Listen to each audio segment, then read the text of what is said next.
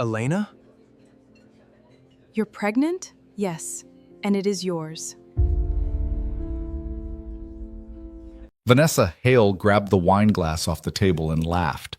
Loud, sharp, the kind of laugh designed to be heard. "Is that your ex-wife serving tables over there?" she said, loud enough that the couple at the next table turned their heads.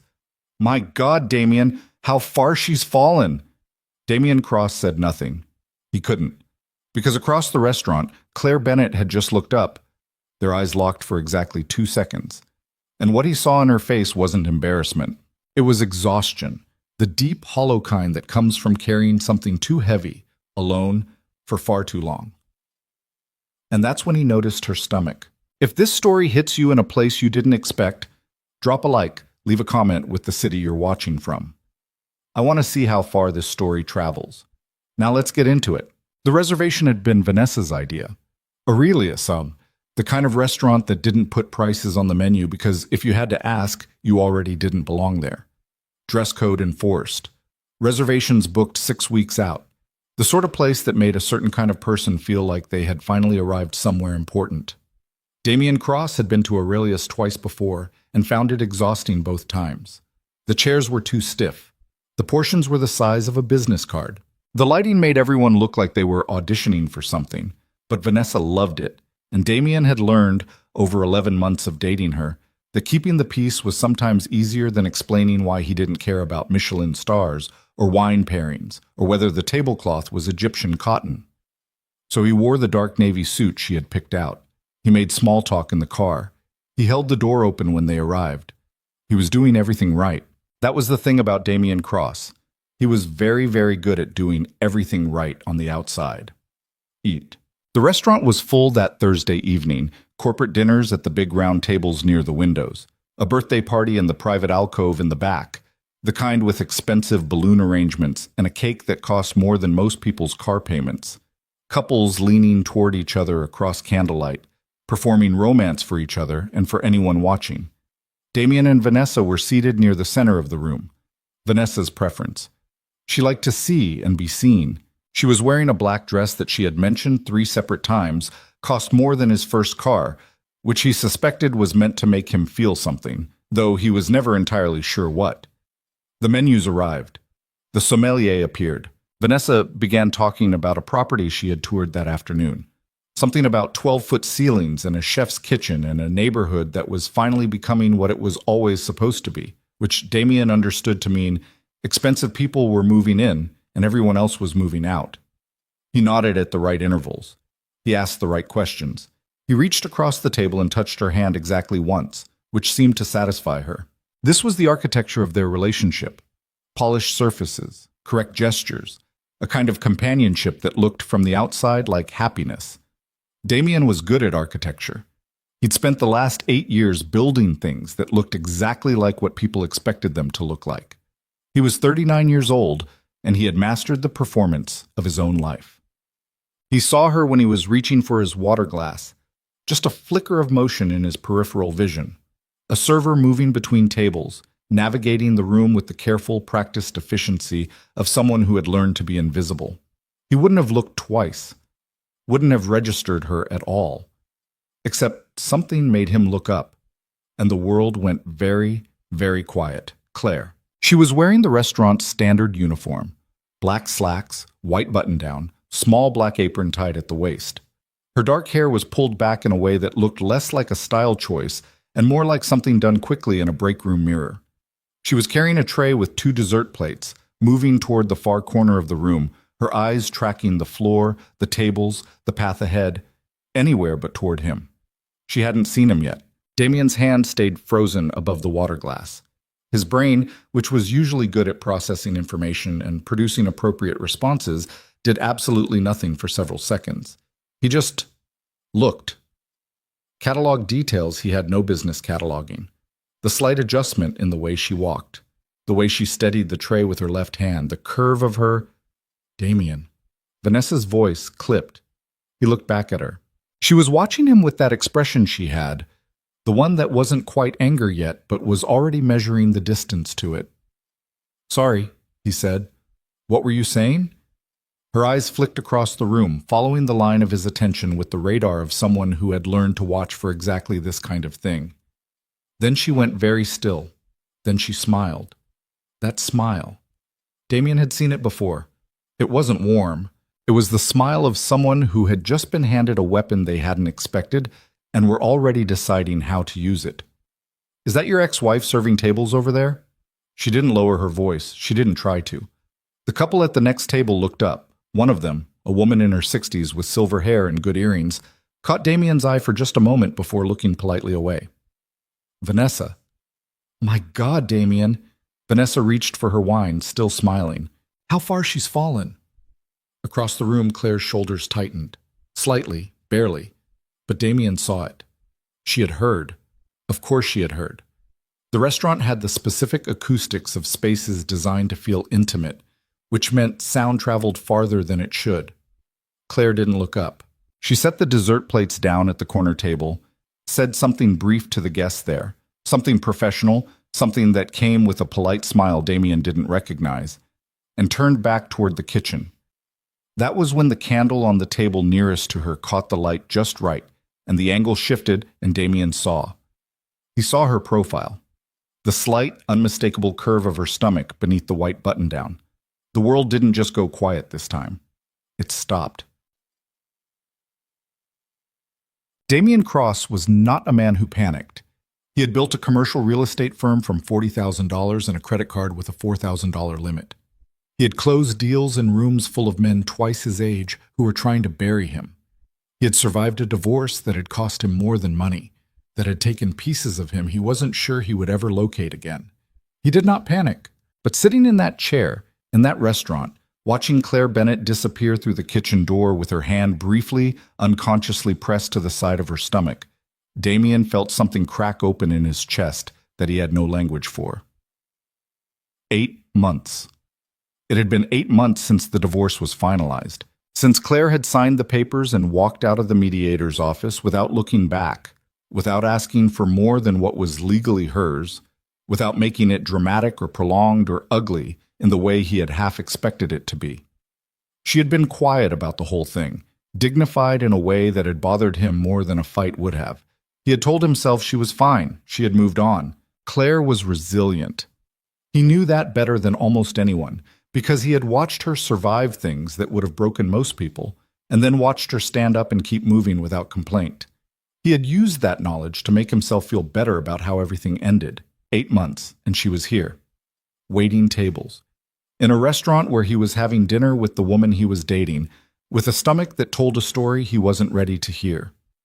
Earth to Damian. Vanessa was watching him with something that wasn't quite amusement anymore. She could read a room. She could read him. It was one of the things he had found attractive about her at the beginning and unsettling about her lately. "You look like you've seen a ghost," she said. "I'm fine." "You're staring at the kitchen door." "I said I'm fine, Vanessa." The sharpness in his voice surprised them both. She sat back. That smile reappeared, thinner this time, recalibrated. "Of course you are," she said, and picked up her menu. He barely tasted the food. He ordered something. He ate some of it. He answered questions and made observations and performed the evening with the same practiced competence he brought to everything. But some part of his mind had detached from the table and was tracking movement in the restaurant with a focus he couldn't switch off. Claire came back out of the kitchen twice. Both times she was working the far section, tables near the windows, nowhere near his. Both times she kept her face forward, her attention on her station, her whole body radiating the specific kind of careful focus that Damian recognized as deliberate avoidance. She knew he was here. Of course she knew. The third time she emerged from the kitchen, she was carrying a tray of water glasses, and she made the mistake, or maybe it wasn't a mistake, maybe it was just human, of glancing toward the center of the room. Their eyes met again. This time it lasted longer than 2 seconds. She looked older than 8 months should have made her. Not older in a bad way, just different, like something had been rearranged behind her eyes. There were shadows under them that weren't there before, and her jaw was set in a way he remembered from the worst parts of their marriage, that expression that meant she was holding something in with everything she had. Then she looked away. set the water glasses down, said something to a table of 4, smiled the smile that didn't reach her eyes. Damian excused himself to use the restroom. He stood in the men's room for 4 minutes and 40 seconds, staring at himself in the mirror, and asked himself a question he had been very carefully avoiding for the last 30 minutes. When exactly was the last time he and Claire... He splashed cold water on his face. He didn't do the math. Not yet. Not here. Not in this bathroom. Not with Vanessa 20 feet away, picking at a creme brulee and watching the room.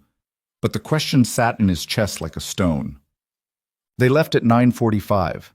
Vanessa talked the whole way to the car about the property again, about whether the neighborhood was really as up-and-coming as the agent claimed, about a renovation project her colleague had described at lunch.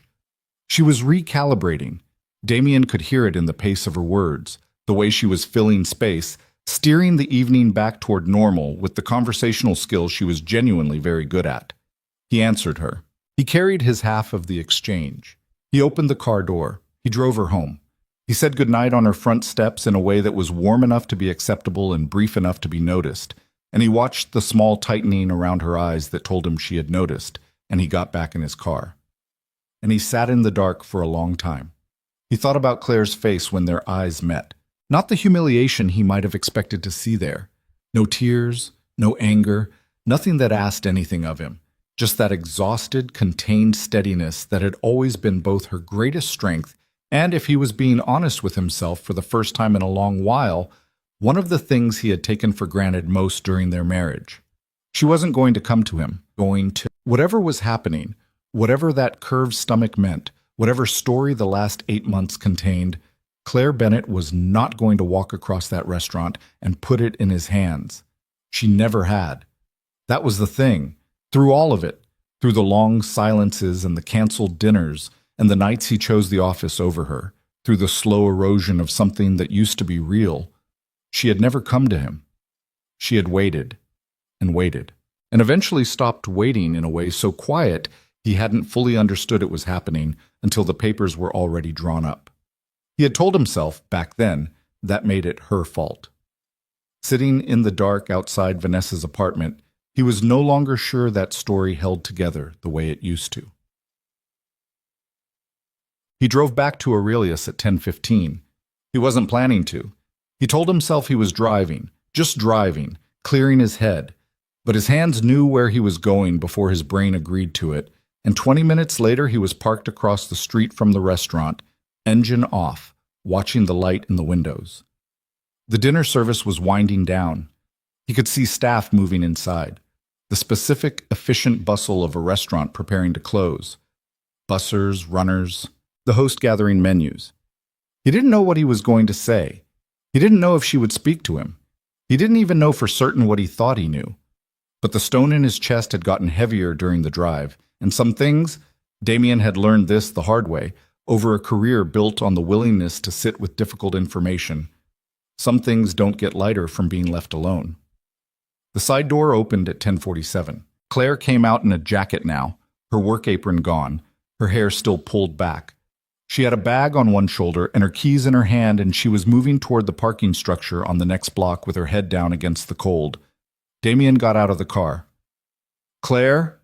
She stopped. She didn't turn around immediately, just stood there on the sidewalk, her back to him, her keys held in a fist at her side. He could see the tension in her shoulders from 20 feet away, the whole body-level resistance of someone who has been bracing for something they knew was eventually coming. Then she turned around. Her face in the streetlight was very still. "Damian," she said. Not a greeting. Not quite an accusation, just his name, said in the tone of someone who had rehearsed several possible responses to this moment and had decided, finally, on the simplest one. He closed the distance between them, stopped about 6 feet away, close enough to talk, far enough to give her the room she clearly needed. Up close, the shadows under her eyes were darker. She looked tired in a bone-deep way, and her stomach... He stopped himself from looking down, met her eyes. "How long?" he asked. She knew exactly what he was asking. She didn't answer immediately. The cold air moved between them. Somewhere down the block, a cab horn sounded. 7 months, she said finally. The stone in his chest dropped straight through the floor. 7 months. He did the math this time. There was no avoiding it anymore. He did the math, and he stood very still on that sidewalk while the answer assembled itself in front of him with the quiet, irrefutable finality of arithmetic. Claire, don't. Her voice was steady. Don't do whatever you're about to do right now. Don't stand there and look at me like that. Like what? Like I owe you an explanation. She shifted the bag on her shoulder, a movement that looked like it cost her something. You don't get to look at me like that. Not tonight, not here. I'm not. He stopped, started again. I just need to know. She looked at him for a long moment. The streetlight caught the line of her jaw, the particular set of her expression that he had seen 100 times across a dining room table, across a courtroom conference room, across the wreckage of 10 years that ended quieter than either of them expected. Go back to your dinner, Damian, she said. The dinner's over. Then go back to wherever you came from. She turned and started walking. And Damian Cross, a man who had walked away from difficult things his entire adult life and built a very successful career on knowing exactly when to cut his losses, stood on that sidewalk and watched her go. He didn't leave. He stayed exactly where he was, in the cold, while the city moved around him. The answer to his question was written in the math he had done, in the 7 months she had said, in the look on her face when their eyes had met across the restaurant, a look that wasn't asking him for anything, had never been asking him for anything, and that was somehow the most devastating thing about all of it. He stood there for a long time. He went back the next day. Damian told himself he wasn't going to. He told himself that on the drive home from Aurelius, lying in bed at 2 in the morning staring at the ceiling, and again over coffee at 6 a.m., when the city was still gray and quiet outside his window. He had a 9 o'clock meeting. He had a call at 11 with a contractor whose bid had come in 40% over what they'd agreed on. He had a full calendar and a business that required his attention, and a relationship that was already fragile in ways he hadn't fully examined yet. He had things to do. He went back anyway.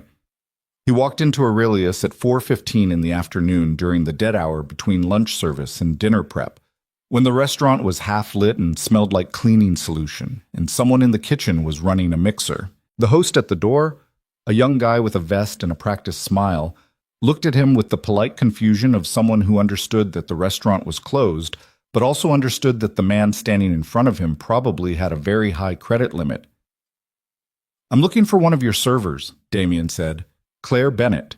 The host's expression shifted by a few degrees, not unfriendly, just careful. We don't typically... I know her personally. Damian kept his voice level. Tell her Damian Cross is here. If she wants me to leave, I'll leave. A pause. Then the host nodded and disappeared toward the back. Damian stood near the door with his hands in his coat pockets and looked around the restaurant in the flat afternoon light.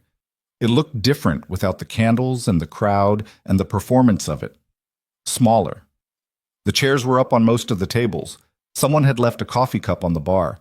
The whole place had the slightly deflated look of a stage set between shows. He heard her before he saw her. The specific sound of her walk, which he had apparently not forgotten the way he had told himself he had. Not a distinctive walk, just a familiar one. Claire came through the kitchen door in her street clothes, jeans, a loose gray sweater, sneakers.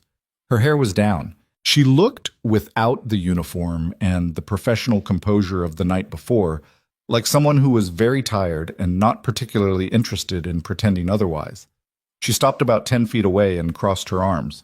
You have 30 seconds to tell me why I shouldn't ask Marcus to show you out, she said. Marcus is the host. He's also 6'2" and used to play college football. 30 seconds, Damian. He hadn't planned a speech. He had driven here without one, and he stood here without one now, which was unusual for him. Damian Cross generally walked into rooms with a plan.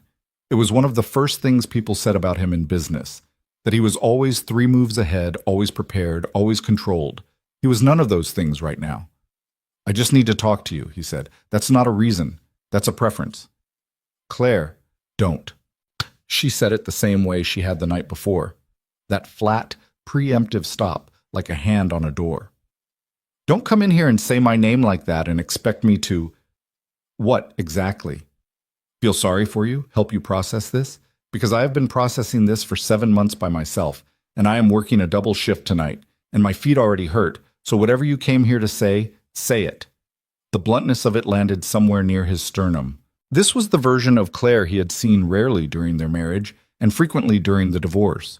The one without the patience for careful navigation, the one who was done waiting for him to find his way to a point. "Is it mine?" he said. The silence that followed was not comfortable. Claire looked at him for a long moment with an expression that moved through several things in quick succession. Something that might have been disbelief, something that was definitely anger, and then something underneath those that was harder to name. Resignation, maybe. The look of someone who had hoped to be surprised and wasn't.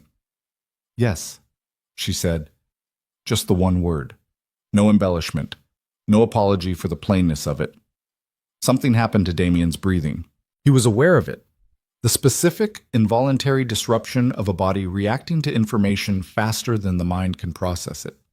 He put one hand on the back of a nearby chair and didn't say anything for a few seconds because he genuinely didn't trust what would come out. "Why didn't you tell me?" His voice came out rougher than he intended. "Are you serious right now?" "I'm completely serious." "Damian?" She said his name differently this time, not as a barrier, but as a measurement, like she was taking the full length of his question and holding it up to the light. "We were divorced. I signed papers in a conference room with a mediator and 2 lawyers, and then I walked out of that building and you didn't call. You didn't text. You didn't check if I was okay. You were on a plane to Denver for a deal closing 3 days later. I know because Marcus at the front desk has a sister who works at your firm." He had nothing to say to that, mostly because it was accurate. "I found out 6 weeks after the papers were signed," she continued. Her voice was steady in the way of someone who has rehearsed this conversation in their own head many times and has finally gotten the shaking out of it. "And I sat in my bathroom for a long time trying to figure out the right thing to do. And I thought about calling you. I actually picked up my phone 3 times. Why didn't you?" "Because every single time I thought about calling you, I thought about what would happen next." She unfolded her arms, then seemed to not know what to do with her hands, and finally tucked them into the front pocket of her sweater. "You would have come. I know you well enough to know you would have shown up. And then you would have, what? Offered money, made arrangements, taken control of the logistics the way you take control of everything. And then somewhere around month 3 or 4, some deal would close and another one would open, and I would be alone at a doctor's appointment again. And I have already done that, Damian. I did that for 4 years of a marriage. I was not going to do it for 18 years of a co-parenting arrangement." The mixer in the kitchen had stopped. The restaurant was very quiet.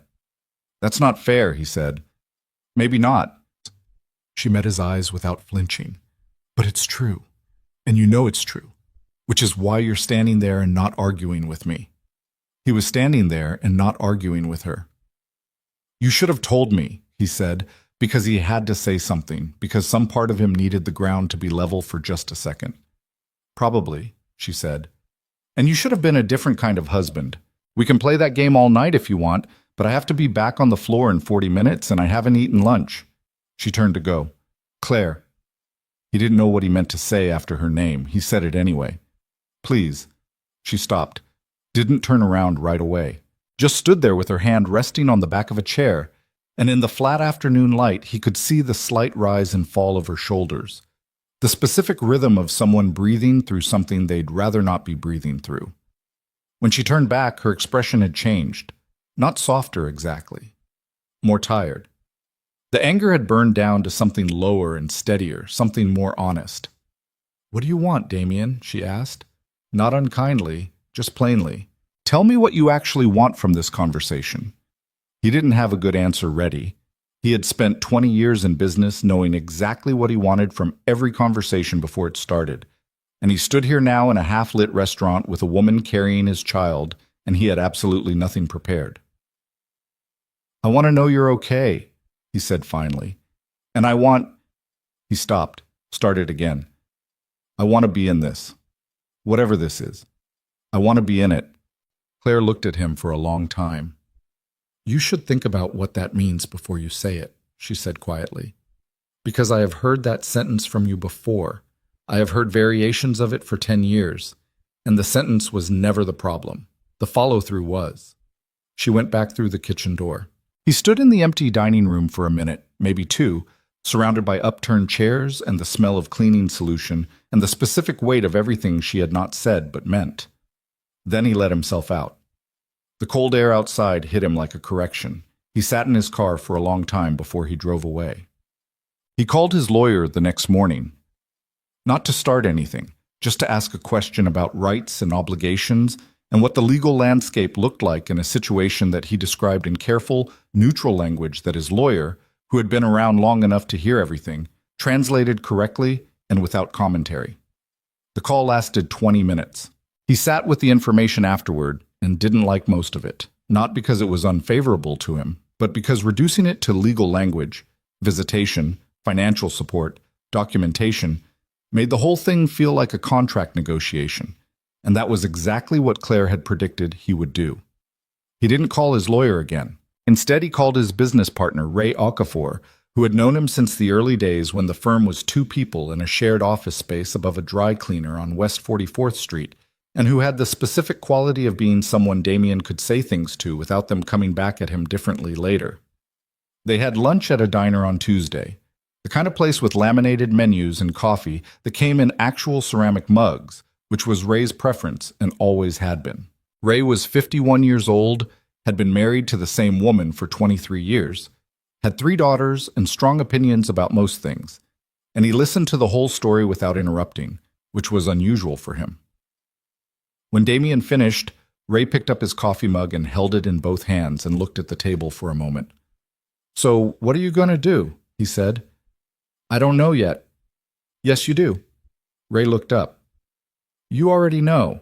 You wouldn't be sitting here telling me this if you didn't already know." "I'm sitting here because I need someone to talk to." "You need someone to tell you you're not crazy for wanting to do the right thing. That's different." Ray set the mug down.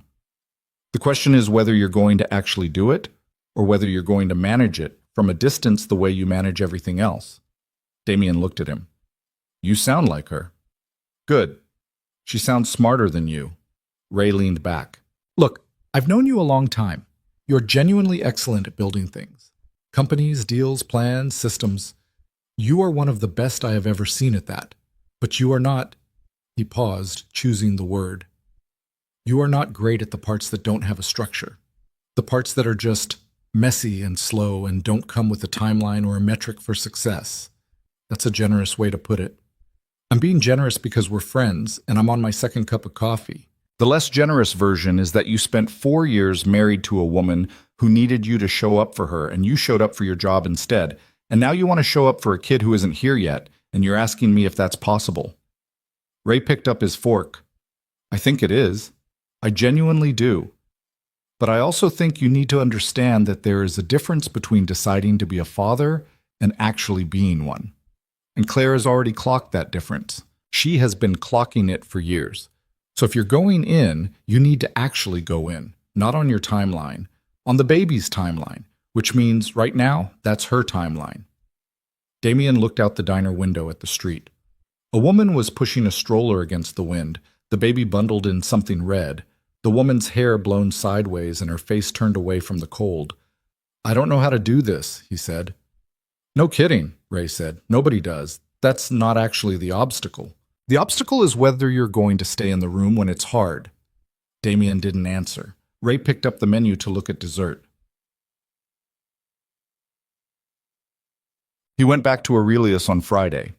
Not to see Claire this time, or not only that. He arrived at 6 in the evening during service and asked for a table in her section. The host, Marcus, who was indeed quite large and who looked at Damian with the specific watchfulness of someone who had been briefed, seated him at a table near the wall, not the center of the room, not near the windows, a quieter spot, which Damian suspected was deliberate. He ordered a glass of water and the pasta. Claire came to his table at 6:12. She stopped when she saw him, and he could see her recalibrate in real time. The specific adjustment of someone who is prepared for something, and had it arrive differently than expected. "You're in my section," she said. "I asked to be." "That's strange." "Probably." He looked at her. "I'm not here to fight. I'm not here to pressure you into anything. I thought if I sat in a room where you were for an hour and didn't try to make it into something, that might be worth more than another conversation." She looked at him with the measuring expression he was getting used to, that careful inventory she was always taking, checking what he said against what she knew of him, looking for the familiar gap between words and intention. "You want water," she said. "I have water." "Do you want anything else?" "The pasta." She wrote it down. She moved to the next table. She came back with his food at 6:31 and set it down without a word, and went back to her other tables. He ate slowly. He watched her work, the practiced economy of it, the way she moved, the way she spoke to tables, the small adjustments she made for different guests. She was good at it, better than the job deserved, in the specific way that people who are competent at everything tend to be too competent for whatever they are currently doing. He thought about the fact that she had a degree in environmental law. He thought about the fact that she had put that degree on hold during their marriage because his work had required them to move twice, and she had never complained about it, not once, and he had told himself that meant it was fine. He stayed for an hour. He tipped 40%. He didn't try to talk to her again on his way out. She watched him leave from across the room. He knew because he felt it, the way you feel something like that. He came back Monday, and Wednesday, and the following Friday.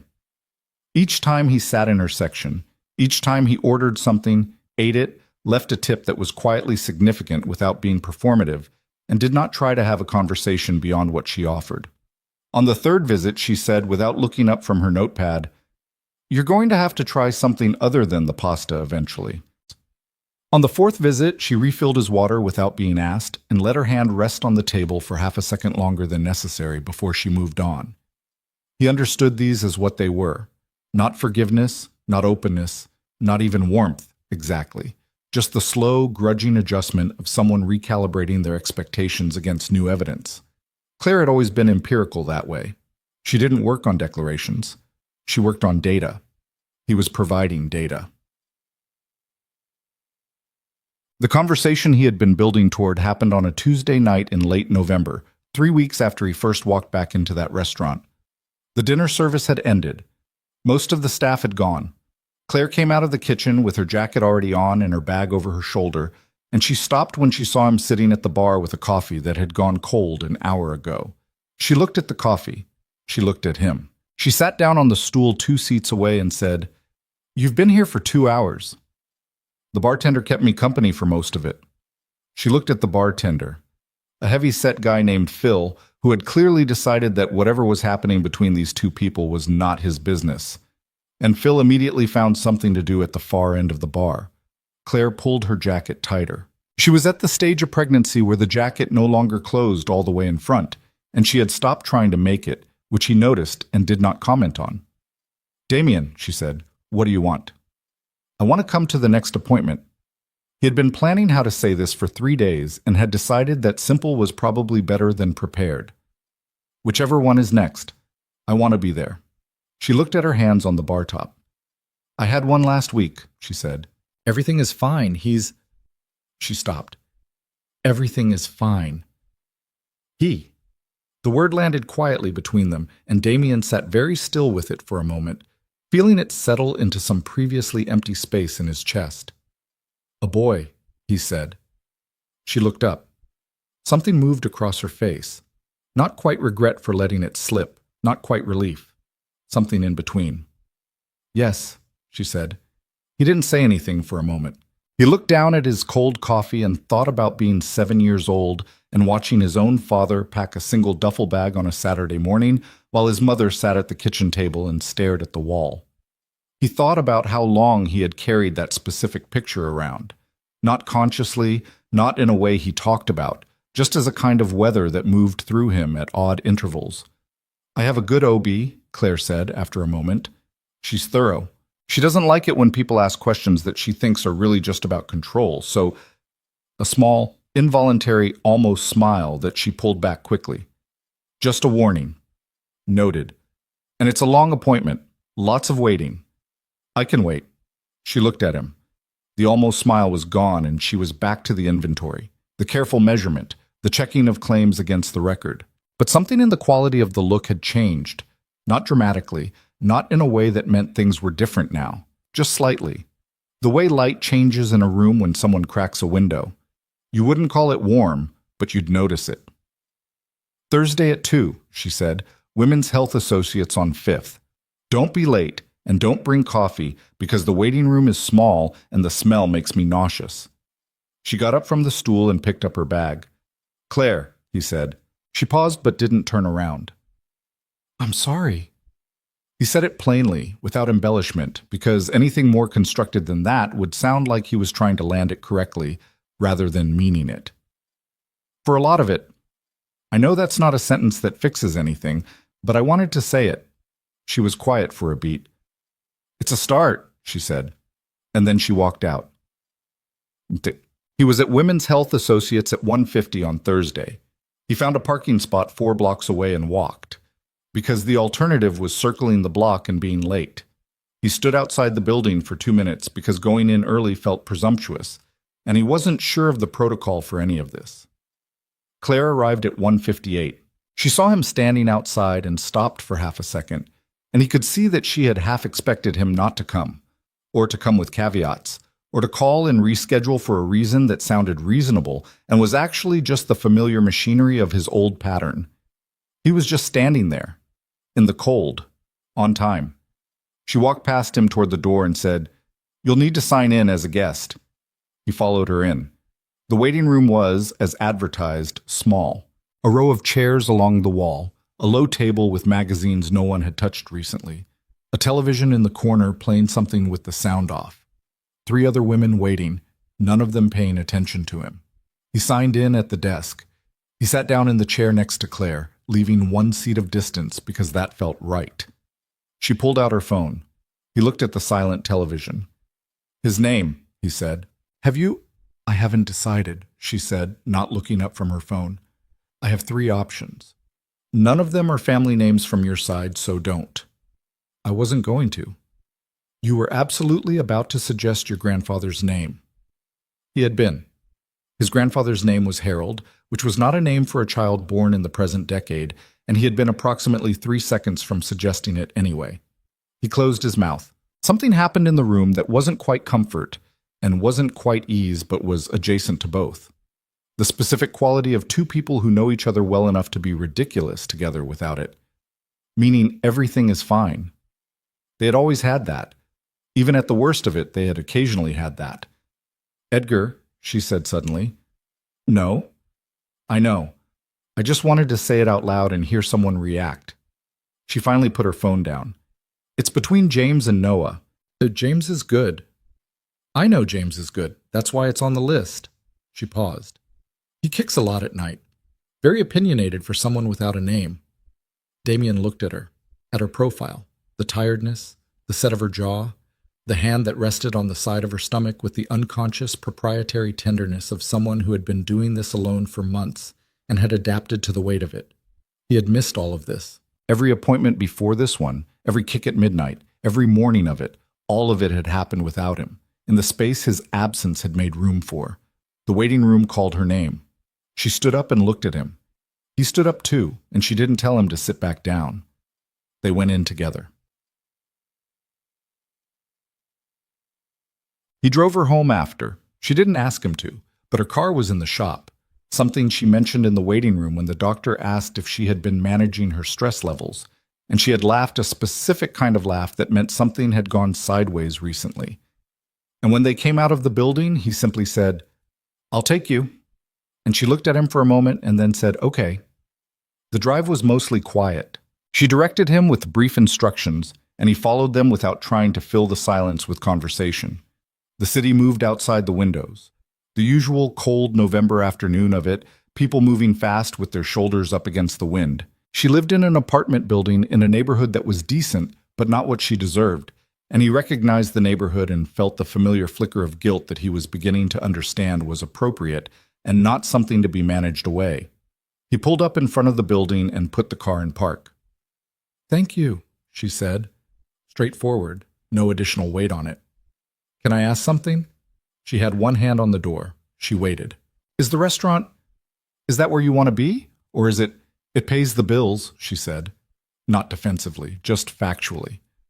"I have savings, I have a plan, it's not forever." A beat.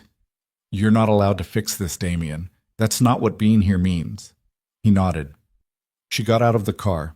At the door to the building, she turned around, and he was still parked there because he had not yet moved, and she looked at him through the windshield with an expression he couldn't fully read in the distance and the cold. She went inside. He sat in the car. He thought about what Ray had said, about the difference between deciding to be a father and actually being one, about staying in the room when it was hard.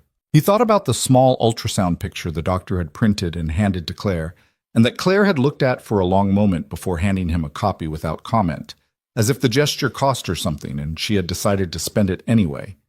It was in his jacket pocket right now. He could feel the edge of it against his ribs. He drove home. He made dinner for the first time in what felt like months. Not something ordered or catered or eaten in a restaurant to maintain appearances.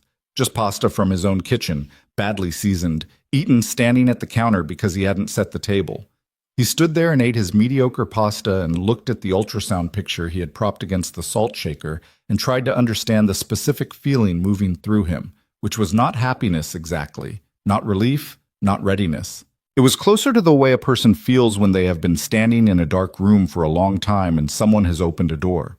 Not light yet, just the awareness that light exists somewhere and that the door is open and that moving toward it is the only honest option remaining. He had burned a lot of things down in his life. Some of them deserved it, some of them didn't. He was 39 years old, standing in his own kitchen with a blurry photograph of a child he hadn't known about until 3 weeks ago. And for the first time in longer than he could account for, the future didn't look like a project to be managed. It looked like something that required him to actually be present in it. He wasn't sure yet if he knew how to do that, but he was beginning to understand with a clarity that the careful architecture of his previous life had never quite provided, that not knowing how was not the same as not being willing to learn. And for right now, in this kitchen, with this picture, that was the only place left to start.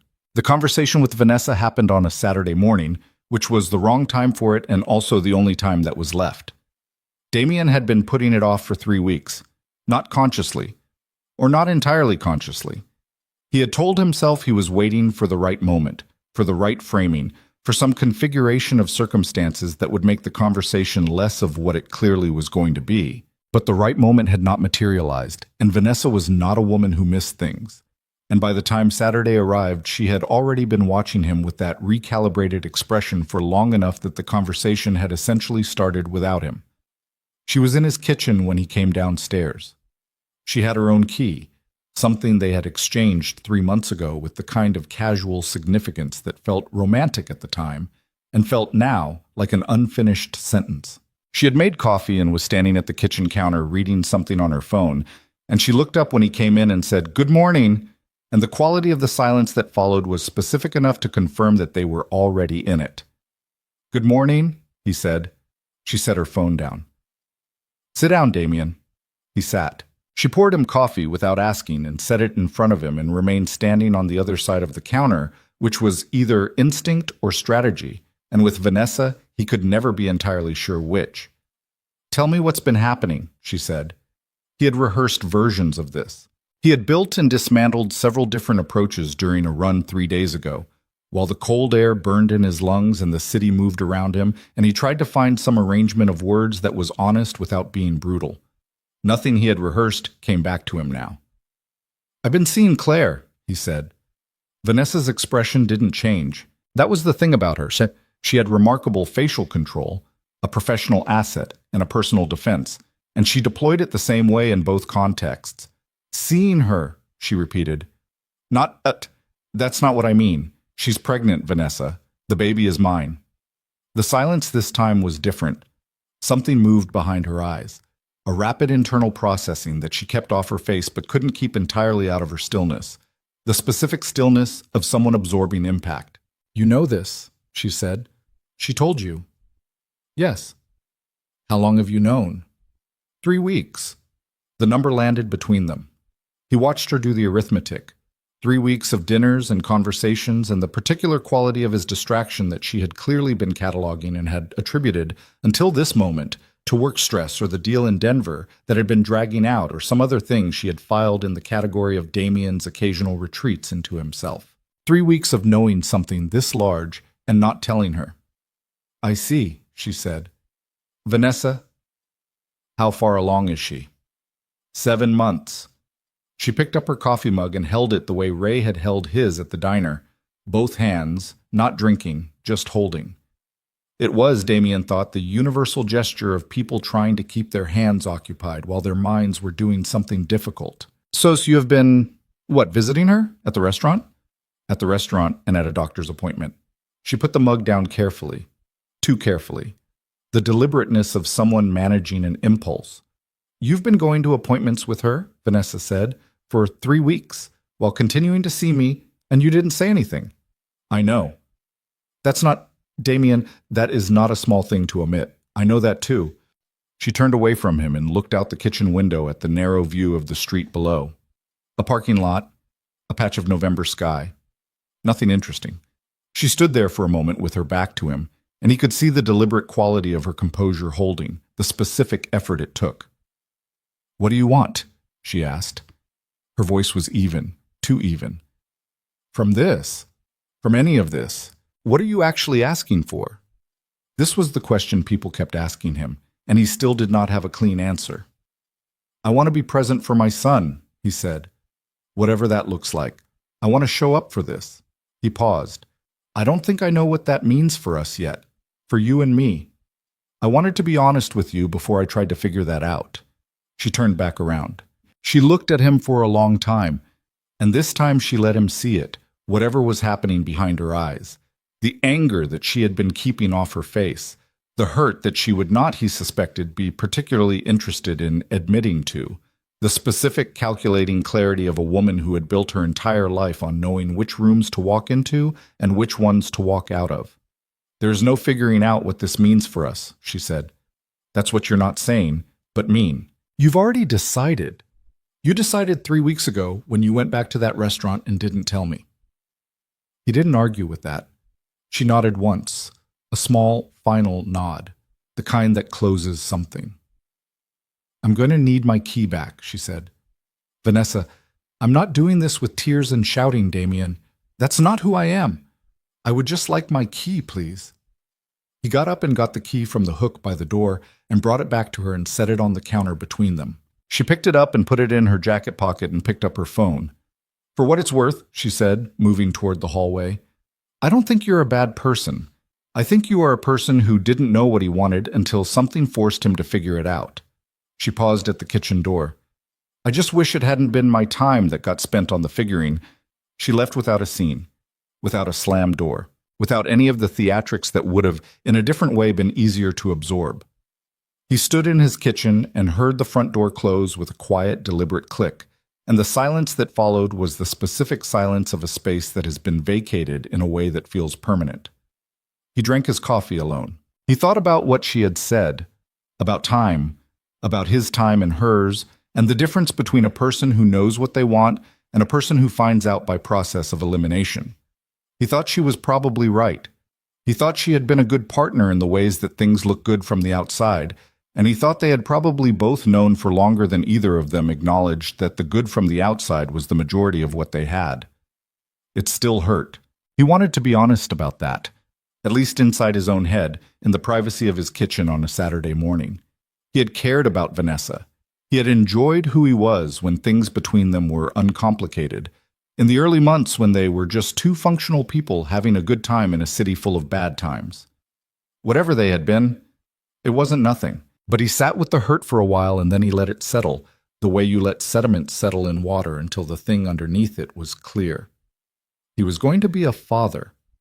In approximately 8 weeks, a child with no say in any of this was going to arrive in the world and require someone to show up consistently and without conditions, and that someone needed to be him. Everything else was secondary to that. He was starting to understand that with the specific bone-deep certainty of someone who has been circling a truth for a long time and has finally stopped circling. He rinsed his coffee mug. He got in the car and drove to the hardware store and spent 45 minutes looking at cribs, which he had absolutely no context for evaluating, and came home with a book about infant sleep schedules and a white noise machine still in the box, because those were the two things the hardware store employee, a grandmother named Pat, who clearly enjoyed having opinions, had told him were non-negotiable. It was, all things considered, not the worst Saturday he'd ever had. December arrived with the particular aggression of a city winter, cold that had intent behind it, wind that came around corners like it was looking for someone. Damian restructured his schedule for the first time in his career to accommodate things that were not billable hours. Thursday afternoons became non-negotiable. He moved the Denver call to Mondays. He delegated 3 site visits to his junior partners, which required a conversation with Ray that lasted 20 minutes and ended with Ray saying, "Good. I was going to take those visits anyway," in a tone that suggested he had been waiting for this development. He and Claire settled into something that was not a routine, exactly, because Claire resisted anything that looked like a pattern he was imposing. It was more like a series of individual choices made one at a time that happened to accumulate. He drove her to appointments. He texted before coming by, always, and waited for confirmation. He did not offer money, and he did not make suggestions about her living situation, and he did not try to fix any of the things she had told him he was not allowed to fix. It was harder than any deal he had ever closed, not because she was difficult. She wasn't, particularly. She was direct, and she was honest, and she was consistent in the things she asked of him, which were not complicated. Be present. Be on time. Don't make it about you. It was hard because all of his instincts ran in the other direction. Every room he walked into, his default was to assess and improve and optimize and control. He had built a successful business on those instincts. They were good instincts for business. They were not the right instincts for this. The first time he understood that viscerally was a Wednesday evening in the second week of December. Claire had called him, which was still unusual enough that he answered on the first ring. Her voice on the phone had a quality he recognized, that particular flatness of someone who was holding together and didn't want to discuss how much it was costing them. "My car is not fixed," she said. "The part they ordered is delayed. I have a shift tonight and I just need a ride. I'll be there in 20 minutes. You don't need to come up, just 20 minutes. He was already looking for his keys. He picked her up and drove her to the restaurant and said he would come back at close. And she started to say he didn't have to, and he said, "I know." And she stopped. He went and had dinner somewhere else, a Vietnamese place 2 blocks away that he had never tried, and that turned out to be excellent. And he sat at a corner table and checked his emails and thought about the 8 things on his to-do list that were not getting done tonight. He went back at 10:30. She came out the side door and got in the car without comment, and he drove. They were halfway back to her apartment when she said quietly, "It's not always going to be like this." "Like what?" "Like I'm someone you're managing, like a problem to be solved." She was looking out the passenger window at the city moving by. "I know how you work. I was married to you for 10 years. I know how your brain categorizes things, and I am not—" She stopped. "I am not a logistics problem." He felt the correction and sat with it for a moment before answering. "I know that," he said. "I don't think you do yet. I think you're trying, and I can see that you're trying, and I am. I appreciate it. I do. But there's a difference between being present and being efficient." She shifted in the seat, the specific discomfort of late pregnancy in a car seat, the adjustment she made now without thinking about it. "Sometimes I just need you to sit there and not fix anything." "I don't know how to sit there and not fix anything." "I know. That's what I'm telling you." She turned and looked at him. "You should learn." He drove the rest of the way in silence. When he pulled up to her building, she moved to get out and then stopped and turned back and said, "The car part is supposed to arrive Thursday. The mechanic called this afternoon." "Okay. So you probably won't need to do this again." "Okay." She looked at him. The streetlight from outside put half her face in shadow and left the other half in that amber city glow, and she looked tired and very human and entirely unlike the version of her he had kept in his head for the 8 months of their divorce. The convenient version, the resolved version, the version that had moved on cleanly so that he could move on cleanly too. "You're doing better," she said, not as a compliment, as a data point. "I want you to know I see that." She got out of the car. He waited until she was through the door of the building before he drove away. He had started doing that, waiting until she was safely inside, not because she needed him to and not because he announced it, just because it seemed like the right thing, and he had, slowly, started doing things because they were right rather than because they served a larger strategic purpose. He went home and made the bad pasta again, and ate it standing up, and thought about what she had said, about the difference between being present and being efficient, about sitting in a room without fixing anything. He thought it might be the most useful thing anyone had said to him in years. The thing he had not anticipated was how much of this would be invisible. There were no metrics for showing up consistently. No quarterly reports on the progress of learning to be a different kind of person. Nobody was tracking the number of times he drove to her apartment in the cold, or the Thursday afternoons he kept clear, or the fact that he had read approximately 1,200 pages of material on infant development and child psychology in 6 weeks. Not because anyone asked him to, but because he needed to feel like he was building something he understood, and research was the only tool he had that reliably did that for him. Ray noticed. "You look different," Ray said, at their Thursday lunch in early January. They had made the diner a standing thing by now, more or less. "Tired. But different tired, not the regular tired." "What's the difference?" "Regular tired is when you're overextended and running on coffee and you need a week off. This is..." Ray considered it. "This is the tired of someone who's been paying attention to something other than himself. It's new on you." Damian said nothing. "How's Claire?" Ray asked. "She had swollen ankles all week. The doctor says it's normal, but she hates it." Ray looked at him for a second. "You know about her ankles," he said. "She mentioned it." "She's talking to you. Sometimes, when she wants to." Damian picked up his coffee. "She still doesn't trust me. I don't mean that as a complaint. I just mean it's accurate. She's watching, keeping score." "Can you blame her?" "No." Ray nodded. He broke a piece of toast in half and looked at it and said, "You're building credit."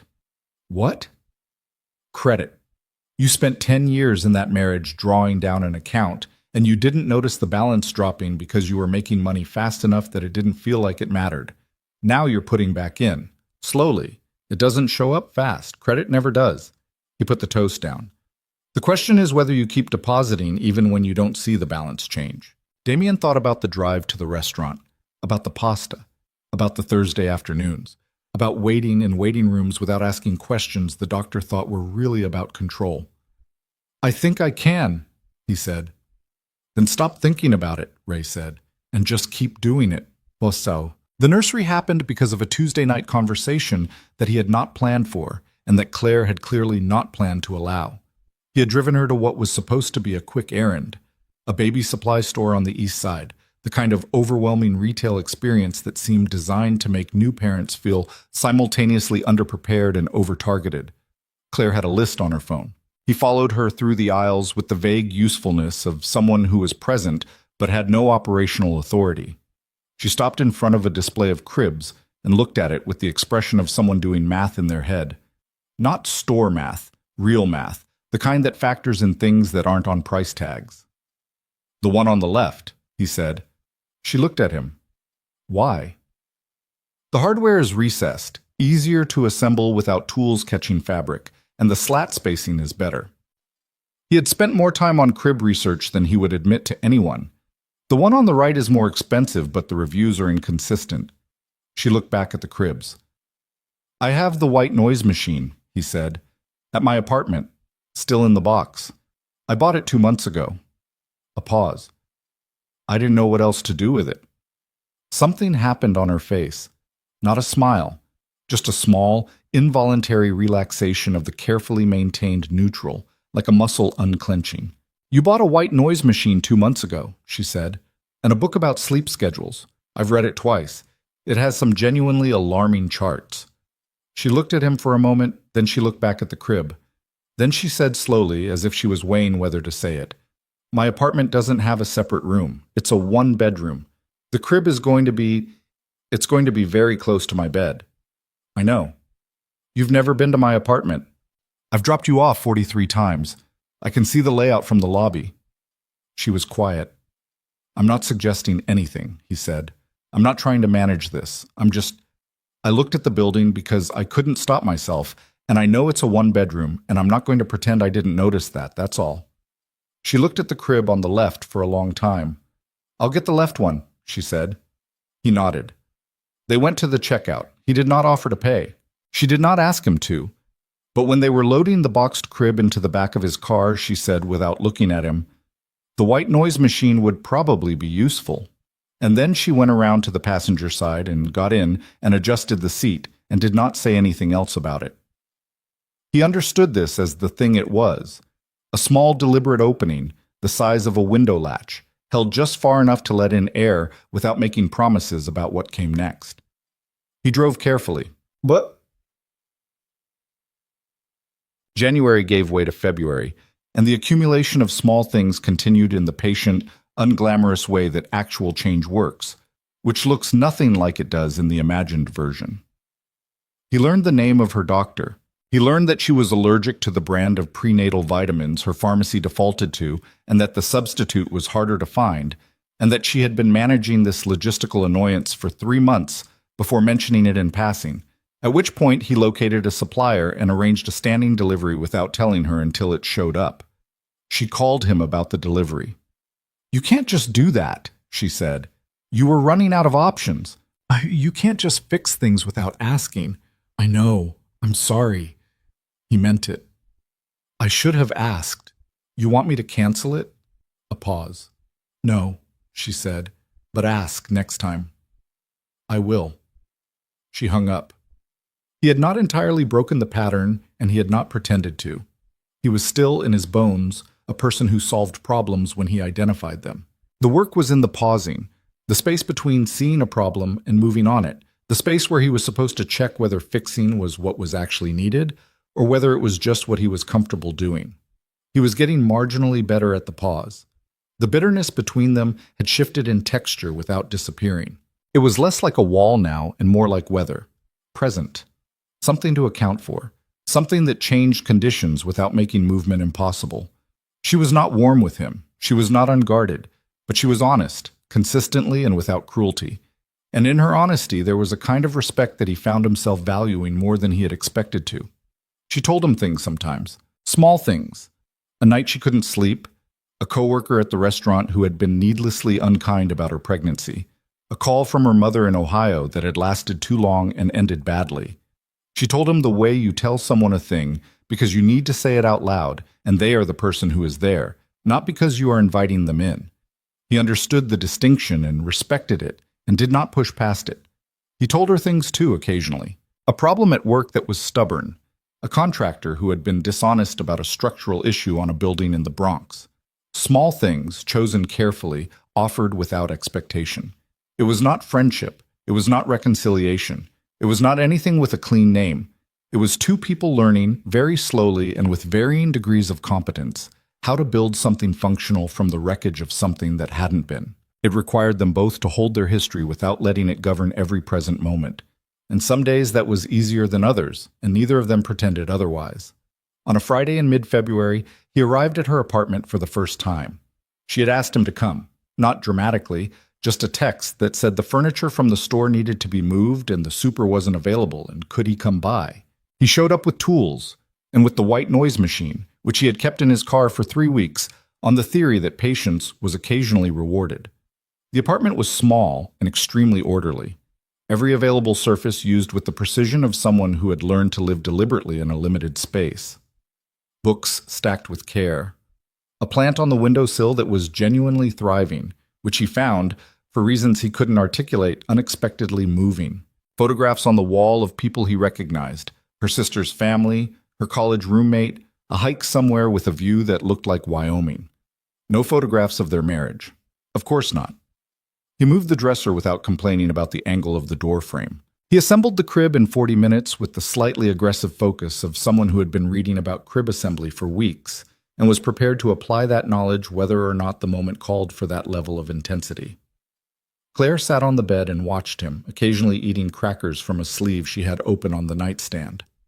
"The instruction manual is wrong about step 7, he said. "I know. I read it last night. I was going to figure it out. But the left bracket goes on first, then the cross support. If you do it the other way, it won't align." "I know, Damian.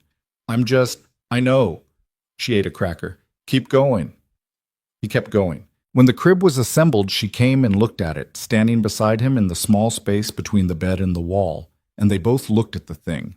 The actual physical object, white painted wood with recessed hardware and correct slat spacing, sitting in the corner of her one-bedroom apartment where their son was going to sleep. It was the most real the whole situation had ever felt. He was aware of her beside him. Not in any complicated way, just the awareness of proximity, the specific weight of standing next to someone who had once been the person you came home to, in a room that was full of the evidence of a life she had built entirely without him. "It looks good," she said. "Yeah. Thank you." She said it simply, without the careful framing she usually applied to things that were going to cost her something. "Just thank you. Do you want me to set up the white noise machine?" She looked at it, still in the box, sitting on the floor by the door where he had set it when he came in. "Where does it go?" "On the dresser, facing the crib. Relatively close, but not, the manual says not less than 7 feet. Of course you read the manual. It's a very thorough manual." She was quiet for a moment. Then she said, "Okay." He set it up. She watched. When it was done, she turned it on. The soft, even static of it filling the small room, the kind of sound that immediately made everything slightly slower and quieter. They stood in the room with the white noise running, and the crib assembled in the corner, and the plant on the windowsill, and the photographs on the wall. And outside the window, the February city carried on with its business, indifferent. And inside this apartment, something had shifted by a degree that was hard to measure, but impossible to miss. She sat down on the bed again. She looked tired. The particular bone-deep tired of 8 months along, of working on her feet, of carrying everything she had been carrying alone since before he had known about any of it. 3 weeks, she said. Give or take. I'm not ready. He looked at her. The admission cost her something. He could see it. I don't think readiness is really available for this, he said. I think you just get there and figure it out. That is profoundly unhelpful. I know. I'm sorry. I read 11 books and I still don't have anything better than that. She laughed. It came out before she could stop it. A short, genuine, involuntary laugh. The kind that surprised both of them. She covered it with her hand and looked away. He did not comment on the laugh. He understood that commenting on the laugh would be the wrong move. He picked up the instruction manual from the floor, and the packaging from the crib, and the plastic wrapping from the white noise machine and put them all in the garbage bag he had brought because he had known there would be garbage. He washed his hands at her kitchen sink. He got his coat from the hook by the door. Good night, Claire, he said. She was still sitting on the bed, the white noise running, her hand resting on her stomach in that way she had. Good night, she said. He let himself out and went down the stairs and walked to his car in the cold and sat there for a moment before starting it. He was not the same person who had sat in a different car outside Aurelius 3 months ago, watching a kitchen door, trying to decide whether to do the hard thing. He wasn't a changed man. He didn't believe in that framing, thought it was the kind of story people told to avoid acknowledging how much of change was just grinding, repetitive, unglamorous choice made over and over again without applause. But he was a different kind of tired than he had been 3 months ago. The tired that Ray had identified at the diner. The tired of paying attention to something other than himself. He started the car. 3 weeks, she had said. He drove home through the city and did not stop thinking about the crib in the corner and the white noise machine on the dresser and the way she had laughed, just for a second, before catching herself.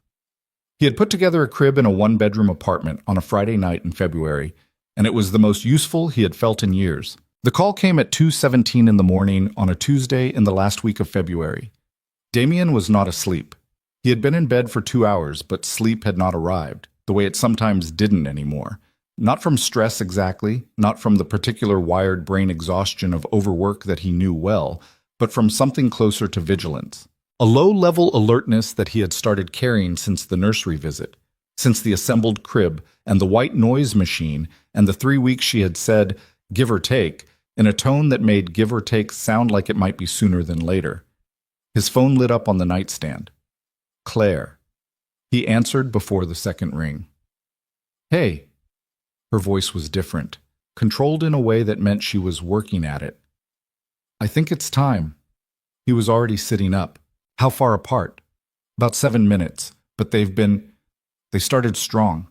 The doctor said when it's not your first, it can go faster, except it is my first. So I don't know why she told me that. I think she was trying to be reassuring. Are you alone? My neighbor is here. Mrs. Okafor, not your Ray, different Okafor. She came down when I knocked. She's sitting in the kitchen. I'm leaving now. Don't. He stopped himself from saying, don't go without me, which was a sentence with too much in it for 2:17 in the morning. I'll be there in 20 minutes. Keep the door unlocked. Damian. Yeah.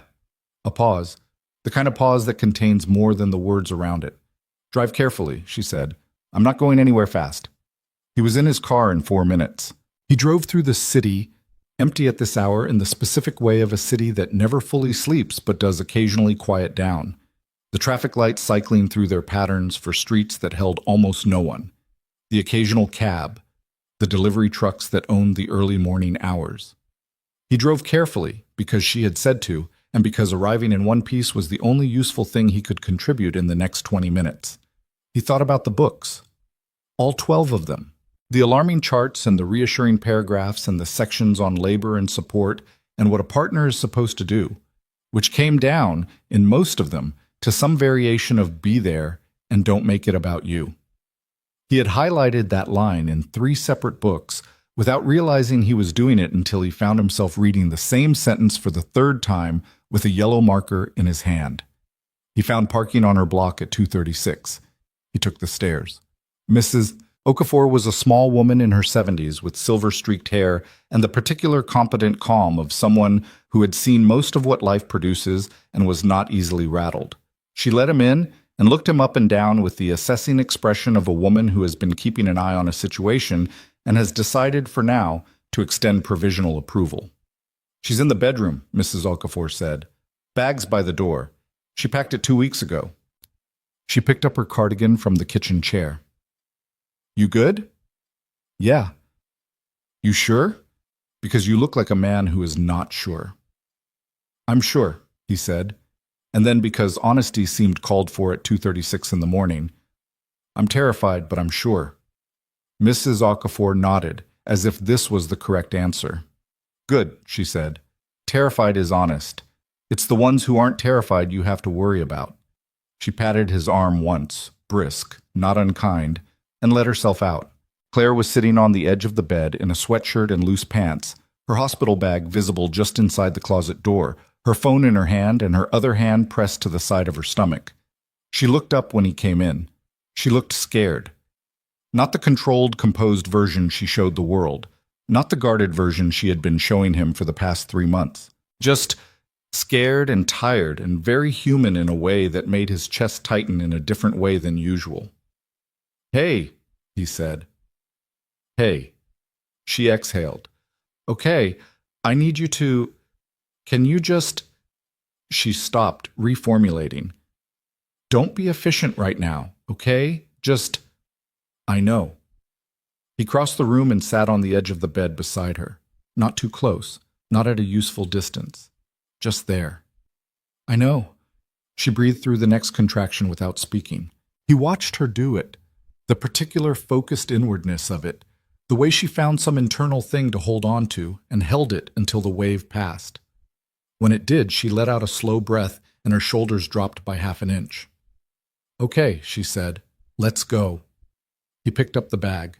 He offered his other hand. She looked at it for 1/2 second, that inventory again, that quick check, and then she took it.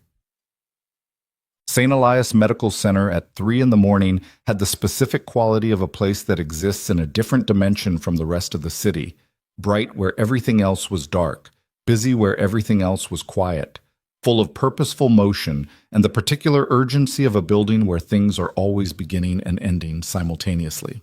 The maternity ward was on the 5th floor. The nurse at the desk was brisk and efficient and looked at Damian with the neutral assessment of someone who had seen every configuration of people walk through these doors and was not here to have opinions about any of them.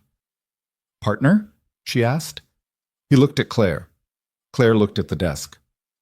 Yes, she said. He signed the form she indicated. He did not examine the word too closely. They put Claire in a room at the end of the hall.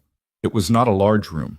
There was a bed and a monitor and a chair that had clearly been chosen by someone who had never tried to sit in it for more than 20 minutes, and a window that showed the parking structure and beyond it, the dark city and the particular purple-gray of a sky that was not quite night anymore but hadn't committed to morning. The labor was not fast, and it was not easy. The books had been accurate about this, at least the ones that were honest rather than reassuring, in describing early labor as a sustained, exhausting negotiation between a body doing something enormous and a mind that understood logically what was happening but had no template for the scale of it. Claire's doctor arrived at 4:15, the thorough OB Damian had been warned about, a compact woman in her 50s named Dr. Patricia Vance, who looked at Damian in a way that conveyed she had been briefed on the situation and had reserved judgment. "How are we doing?" she asked Claire. "Fine," Claire said in the specific tone of a woman who found the word fine useful for its ambiguity. "Good." Dr. Vance checked the monitor, asked several questions, and at one point looked at Damian and said, "Don't ask me anything that is actually about wanting to understand the timeline. I'll tell you what you need to know when you need to know it." He nodded. She seemed satisfied. The hours that followed were the kind of hours that exist in a category outside regular time. Not long exactly, not short exactly, just dense. Damian sat in the unreasonable chair and stood when that was better, and moved to the side of the bed when Claire wanted him there, and stepped back when she didn't, and kept his mouth mostly closed and his attention entirely present. There were moments. At one point, around 5 in the morning, Claire looked at the ceiling and said, with the exhausted candor of someone who had temporarily run out of resources for maintaining usual restraint, "I am so angry at you." He didn't say anything. "Not right now, like, in general. I'm still so angry." She turned her head to look at him. "I need you to know that." "I know it." "Okay." She looked back at the ceiling. "I just needed to say it." "I know, you can say it." "I know I can." A pause. "The crib looks good, though." "Thank you." "I didn't say it to make you feel better." "I know that, too." She breathed through a contraction, and he watched her and did not do anything except be in the room, which was the hardest thing he had done in a long time, and also he was beginning to understand the only thing that was actually required of him right now. Later, it might have been 6, might have been closer to 7. Time had become a different kind of thing entirely. She grabbed his wrist, not his hand. His wrist, the way you grab something structural when you need to hold on. He covered her hand with his other hand and stayed where he was.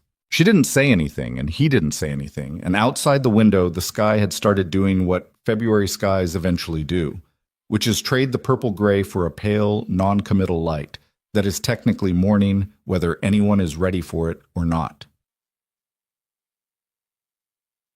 James Cross arrived at 7:48 in the morning. They had settled on James somewhere in the middle of the previous night, during a quiet stretch between contractions when Claire had said it out loud again. Just James, and he had said it sounded right, and she had said, "I know it sounds right, that's what I said." And they had not discussed it further because the name was decided. He was 6 pounds 11 ounces. He had a lot of dark hair. Witch doctor. Vance mentioned was not always permanent, and a face that was doing its best given the circumstances of arrival, and he cried with a confidence that suggested he had opinions about the whole situation and intended to express them. Damian was standing at the side of the room when it happened. He had been asked to move there for the final portion of things, and he had moved without discussion, and he watched from there, feeling, in his body, the specific sensation of a man who has crossed from one version of his life into another, and knows it, but can't yet find the shape of the new one. Dr. Vance said something to the nurse. The nurse did several things with practiced speed. There was a sound, the first sound, and then there was a baby wrapped in a white blanket, and Claire was holding him against her chest and looking down at him with an expression Damian had never seen on her face before, which made sense because no experience in their 10 years together had required it. She looked shattered and whole at the same time, wrecked and completely certain, the most tired he had ever seen another human being look, and also somehow the most present. The nurse turned to Damian. "Do you want to hold him?" He heard the question from a distance. It arrived in his ears and traveled to whatever part of the brain processes language, and then just sat there for a moment while the rest of him caught up. Yes, he said. He was aware distantly that his voice had done something it didn't usually do. He was aware that his hands were not entirely steady when the nurse guided him through the hold. The proper position, the support for the head, the specific geometry of holding a human being who weighs 6 pounds 11 ounces and has no awareness of being held, just the awareness of warmth and closeness, and whether those things are present or absent. He looked down at James. He had read about this. He had read about it in multiple books, had even read personal accounts of it, first-person descriptions of men who said that something had changed in them permanently at this moment, and he had read those accounts with the skepticism of a person who has not experienced the thing being described and therefore categorizes it as sentiment. The soft, imprecise language people use for experiences they can't explain.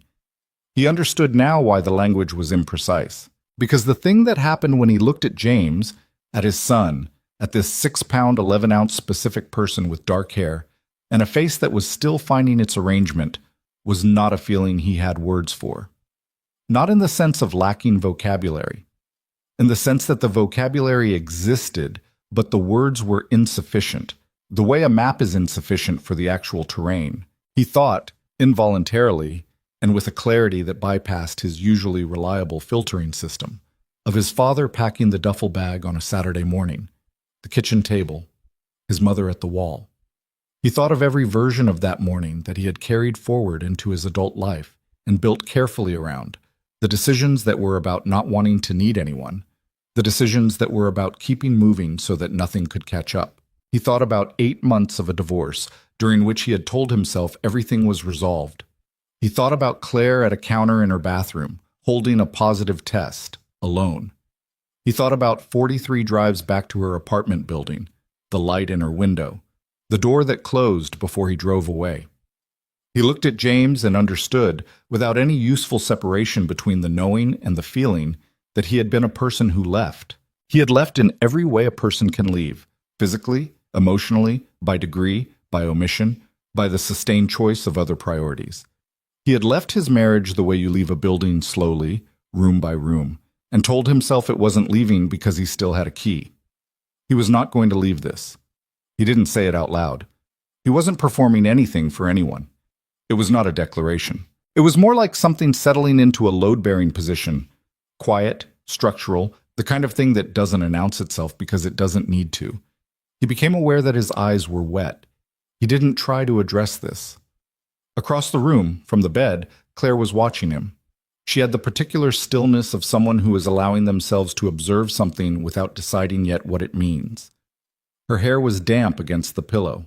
She looked entirely depleted and entirely awake at the same time, which seemed physically contradictory but was completely accurate. He looked up and met her eyes. She didn't say anything, neither did he, but something passed between them in the silence of that room, between the monitoring equipment and the morning light coming through the window and the small sounds of a 7-minute-old person figuring out the basics of existence. Something that was not forgiveness, not yet, and not love. Not in the old sense, but was something prior to both of those things. Something that had to exist before either of them was possible. Recognition, maybe. Honesty. 2 people seeing each other without the usual protective equipment. He looked back down at James. "Hey," he said quietly, not performing it, just saying it. James did not respond, being 7 minutes old and occupied with more fundamental concerns, but his face did something that Damian understood intellectually was a reflex and emotionally meant everything, and Damian Cross, who had spent his professional life navigating difficult rooms with his composure fully intact, stood in a hospital room at 7:55 in the morning and let the tears come without trying to stop them or explain them or get them under control. The nurse left quietly. Dr. Vance did something at the monitor and did not look at him. The room was very still. He stayed all day. He had not planned to stay all day. He had not planned anything beyond the arrival. The getting there, the being present, the staying in the room when it was hard, which Ray had identified as the obstacle. But James arrived and the morning became afternoon, and at no point did Damian have any awareness of wanting to be somewhere else. Claire slept in the afternoon, finally and deeply, and in the way that only extreme physical expenditure allows. The sleep of someone whose body has simply overruled every other system and is enforcing recovery. He sat in the unreasonable chair with James in the hospital bassinet beside him and watched them both. The small movements of the baby, the deep stillness of Claire, the afternoon light doing its slow transit across the wall. He thought about the business. He thought about the contractor in the Bronx, the Monday call, the quarterly reports his assistant would be compiling. He thought about these things the way you think about them when they are on a list that exists but is not the list you are currently working from. He thought about his father. He thought, I'm not going to be that. Not as a vow, not as something he was making for an audience, just as a fact that he was registering, the way you register a decision after you have already made it and are only now finding the language. Ray came by at 3 o'clock. He had not been called, but he appeared at the door with 2 coffees and the specific expression of a man who has good instincts about when to show up. He looked at Damian. He looked at the bassinet. He looked at Claire sleeping. He handed Damian one of the coffees without speaking. They stood side by side at the window for a few minutes, drinking their coffee, looking at the parking structure and the February city. James, Damian said quietly. Ray nodded. Good name. Claire picked it. Smart woman. Ray looked at the bassinet. He was quiet for a long moment, and Damian had known him long enough to know this was the quiet of someone feeling something and not immediately trying to convert it into words. You doing okay? Damian looked at his son. No, he said. Yes. He stopped, took a breath. I don't have a word for what I am right now. Yeah, Ray said. That's about right. They stood at the window until Claire stirred, and then Ray set his empty cup on the windowsill, put his hand briefly on Damian's shoulder, once without comment, and left. Evening came. The shift changed. New nurses. The particular institutional quiet of a hospital at 6 p.m., dinner trays in the hallway, the monitoring equipment cycling through its steady sounds. Claire was awake. She had eaten something, hospital soup, which she described as having been made by someone who had heard soup described but had never encountered it personally, and she was holding James against her shoulder with the careful, slightly stunned tenderness of someone learning an entirely new physical language. Damian was in the chair. He had been in the chair for most of the day, and he had lost feeling in his left leg twice, and he had absolutely no intention of leaving. You've been here all day, Claire said. Yes. She looked at him. He looked back. The room was quiet. Are you going to keep doing that? She asked. Showing up? Yes. Every time? Yes. She looked at James, the top of his head, the dark hair, the small face against her shoulder. I'm not ready to trust you all the way, she said. Not as an accusation, not with particular emotion around it, just as a fact she was reporting accurately. I want you to know that. I don't want you to think that today means I'm not there yet. I know. I know you know. I just needed to say it out loud. You can always say it out loud. She was quiet. Thank you for staying, she said after a moment. He looked at her. At Claire, who had been his wife for 10 years, and his adversary for the divorce and his complicated project for 3 months, and who had just done the most extraordinary thing he had ever watched a person do, and who was still, despite everything, through all of it, the most honest person he had ever known. I'm not going anywhere, he said. She held his gaze for a long moment. The inventory, the check, the careful assessment of claim against record. Then she looked back down at James. Okay, she said. Just that. Okay. In the specific tone of someone who is not yet all the way there, but has decided, provisionally, on the basis of available evidence, to keep the door open. He left at 9. She had told him to go home, that she would be fine, that Mrs. Okafor would come in the morning. She said it plainly, without making it a rejection, just the logistics of a woman who was exhausted and needed her sleep and didn't need watching over. He understood the difference. He rode the elevator down with a young couple going home. New parents, he could tell, by the dazed quality of their joy and the slightly too careful way they were carrying the car seat, as if the weight of it still surprised them. They were talking in low voices about something. The woman's head tilted toward the man, and they did not look up when the elevator opened. He walked to his car. The city was cold and usual around him. He sat in the driver's seat and did not immediately start the engine. James. 6 pounds, 11 ounces, dark hair. A face that was still arriving at its own arrangement. He thought about the books on his nightstand, the 12 of them, with their highlighted passages and their alarming charts and their repeated variations of be there and don't make it about you. He thought about the white noise machine on the dresser in the one-bedroom apartment on the east side. He thought about the crib with the recessed hardware, correctly assembled, waiting. He thought about his father's duffel bag. He thought, not this time. He started the car. The drive home was 20 minutes through streets he had driven 1,000 times. And he noticed things he did not usually notice.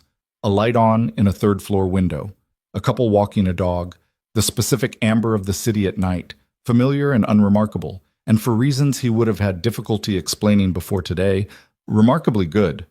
He got home. He did not make pasta. He stood at the kitchen counter and ate cereal directly from the box because he was too tired to find a bowl and too wired to sleep, and he looked at nothing in particular and felt the day settling into him, the full, complete weight of it, every hour from 2:17 a.m. to 9 at night, every moment in the unreasonable chair and at the side of the bed and at the window with Ray and all of it. He thought about the moment when he had looked up from James and found Claire watching him. That look. He had not been performing anything in that moment, and she had known it. That was the thing. Claire, who had spent 10 years learning to read the difference between what he showed and what he meant, had been watching him from across that room with James in his arms and the tears doing what they were doing, and she had not looked away. She had not looked away. He stood at his counter in his kitchen at 9:45 at night eating cereal and thought about that, about being seen without the architecture, without the performance of competence and control, and the carefully maintained image of a man who always knew what he was doing. He had been terrified in that hospital room. He had stayed anyway.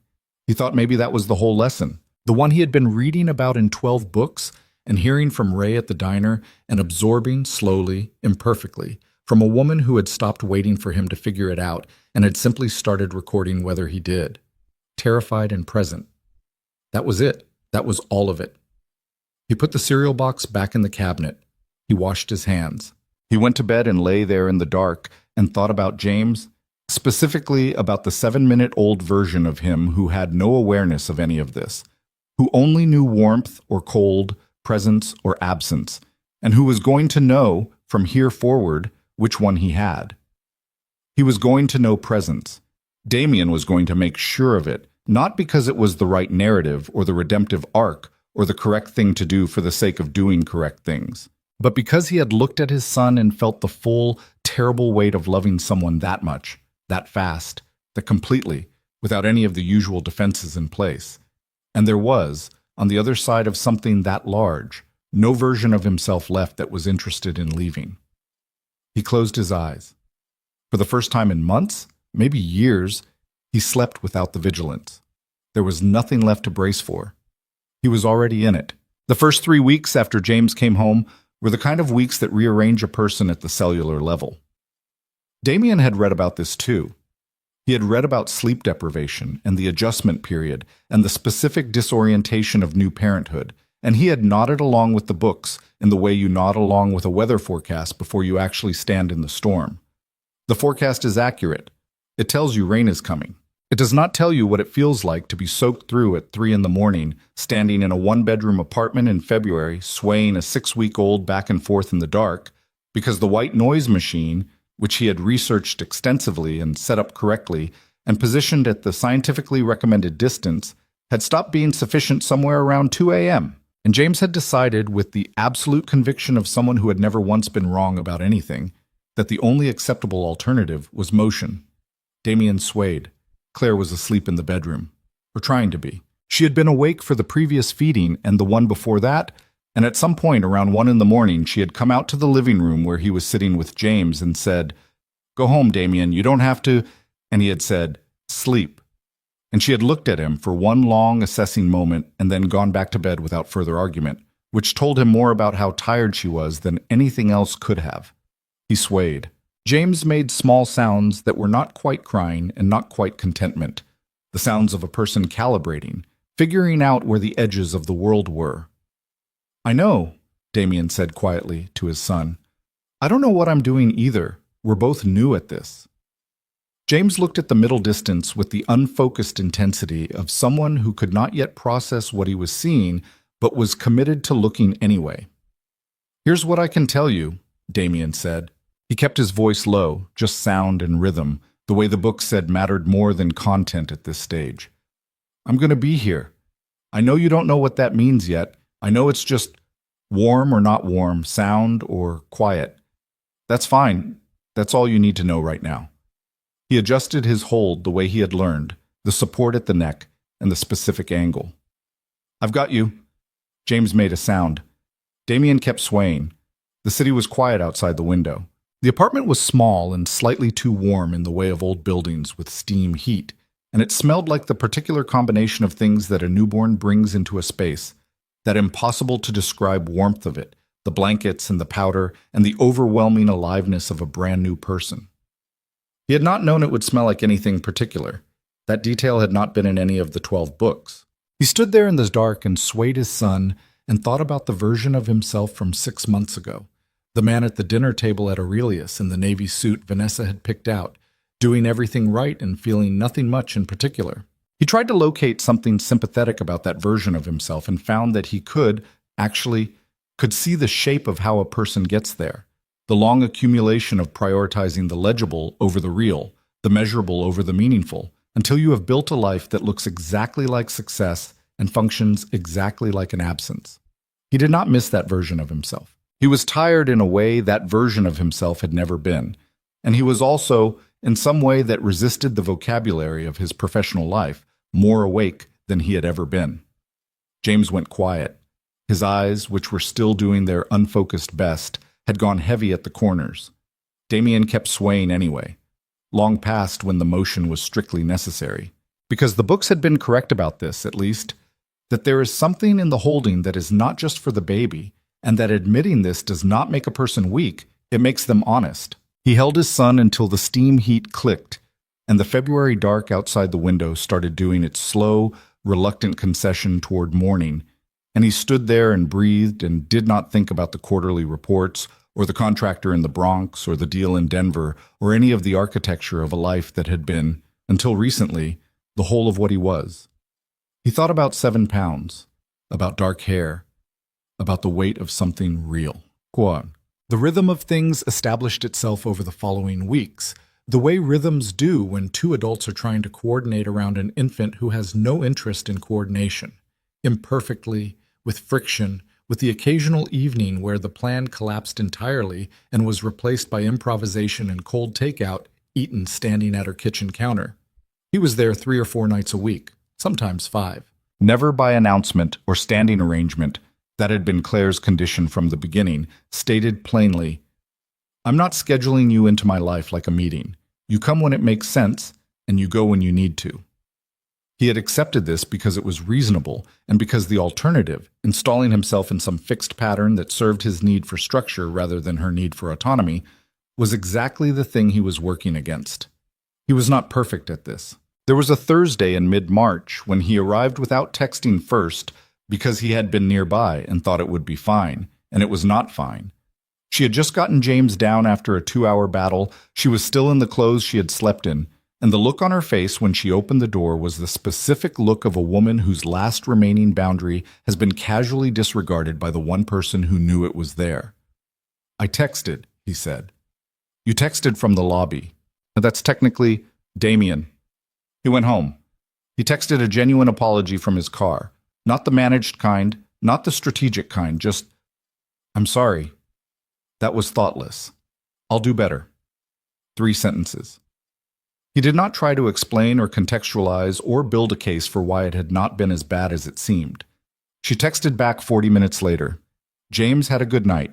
He did something with his face that might have been a smile, but probably wasn't yet.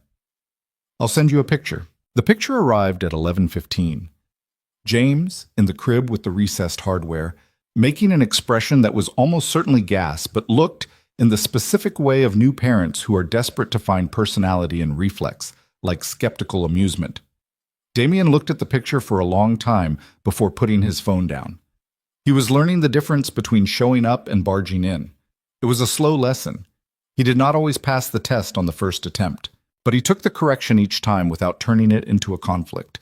And he adjusted, and he tried again, and gradually, very gradually, over weeks that accumulated into months, the texture of things between them began to change. Not dramatically, not in the way of stories where a single moment of clarity reverses years of damage. More like the slow return of feeling to a limb that has been asleep, uncomfortable, incremental, easy to miss if you weren't paying attention. Ray noticed in April. They were at the diner, still the standing Thursday lunch, though Thursdays now meant Damian arrived, having already been at Claire's apartment in the morning for the early feeding, so he came to the diner with formula on his shirt approximately 60% of the time, and Ray had stopped commenting on this. "Something's different," Ray said. "I have formula on my collar." "Not that, with you." Ray studied him across the table. "You're less—" He searched for the word. "You're less like a man who is doing a thing and more like a man who is just in his life." Damian considered this. "I don't know if that's true yet," he said. "That's fair, but it's the direction." Damian cut his eggs. He thought about how to say the thing he had been carrying for a few weeks, the thing that felt too early and possibly too fragile to name out loud. "She let me put James to bed last Tuesday," he said, "on my own. She went to sleep at 8 and she didn't come out to check. He stopped. "She left us alone in the room." Ray didn't say anything, just looked at him. "That's the first time," Damian said, "since he was born, that she's been in a different room and not monitoring. I know what that means to you. I don't know that I knew how much I needed it until it happened." Ray picked up his coffee. He had the look of someone who is going to say something he means and is choosing the shape of it carefully. "She's testing and trusting at the same time," Ray said. "That's what people do when they've been hurt by someone and they're deciding whether to extend something again. They don't do it all at once. They do it in increments, and they watch what you do with each increment, and if you're careful with it, they give you a little more." He looked at his mug. "Margaret did that with me after I forgot her father's surgery. You remember that." Damian remembered. It had been bad. 3 months of increments, Ray said, before she just treated me normally again, without the watching. He looked up. "It takes as long as it takes. The only wrong answer is getting impatient with the process." Damian nodded. He thought about patience, about the ways it had never been a natural quality in him, the ways he had always moved at the speed of his own decision-making without pausing to let other people's timelines run alongside his. He thought about how much of his marriage had been conducted at that speed, how much of Claire's unhappiness had lived in the gap between his pace and what she actually needed. He was learning to pace himself by someone else's clock. It was genuinely one of the most difficult things he had ever done, and he was beginning to understand, sitting in a diner on a Thursday in April with formula on his collar, that the difficulty was not evidence that something was wrong. It was evidence that something was real. Bes, spring arrived the way it does in that city, abruptly, with conviction, as if it had decided to make a point. The trees on Claire's block went from bare to provisional green over the course of about a week in late April, and the afternoon light started staying long enough to matter, and the particular quality of the air changed in a way that Damian had always noticed and never slowed down enough to appreciate. He noticed it now because James noticed everything, or seemed to, or at least responded to everything, turning his face toward light and sound with the completely unguarded openness of someone for whom the world was still entirely new and entirely astonishing. He was nearly 2 months old, and he had already become the most interesting person Damian had ever met. This was not a thing Damian would have predicted himself saying, even 3 months ago. He would have heard it from another father and categorized it as the kind of sentiment that parents feel obligated to perform. But James had developed, in the specific miraculous way of infants who have no awareness of development, who are just being themselves and leaving adults to be staggered by it, a face that did things. Expressions that were real now, no longer reflex, emerging from somewhere internal and unmistakable. He had started smiling. The first real one, not gas, not muscle movement, but an actual response to something, to Damian's face 2 feet away, making whatever ridiculous expression he had been making, had happened on a Tuesday afternoon in late April, and it had done something to Damian's chest that the 12 books could not have prepared him for. He had looked up at Claire immediately Because the reflex when something extraordinary happens is to find someone to share it with, and she had been watching from the kitchen doorway with her coffee and the expression of someone who had already seen it and wanted to see it again through someone else's eyes. "There it is," she said. I know." She was smiling too. Not her managed smile, not the professional one or the guarded one. The real one, the one he had seen rarely during their marriage and not at all during the divorce, and occasionally now when James did something that overwhelmed her defenses. "Does he do that a lot?" Damian asked. "He started yesterday. He did it at Mrs. Okafor 3 times, and she nearly cried." Damian looked back at James, who was now staring at the ceiling with complete equanimity, the smile already gone, on to the next thing. "That's the most—" "I don't have a word for that," Damian said. "I know," Claire said. "I know." She came and sat on the floor beside him, close enough to be next to him, with James on the playmat between them, and they sat there in the afternoon light watching their son conduct his very important examination of the ceiling. Not touching, not particularly close, but side by side, without the careful maintenance of distance that had characterized the early months. And in the absence of that distance, there was something present that Damian had not allowed himself to name. They sat there for a while. "I got a call this week," Claire said, not looking at him. "From Stern and Holloway, the environmental firm." He knew the firm. He did not say so. "They have an opening. Not entry level. They do a fellowship track for people coming back to the field after a gap." She paused. "It's part-time to start. 4 days a week." "That's good." "I haven't said yes yet." "Why not?" She picked up one of James's toys, a cloth square with different textures on each side, and turned it over in her hands.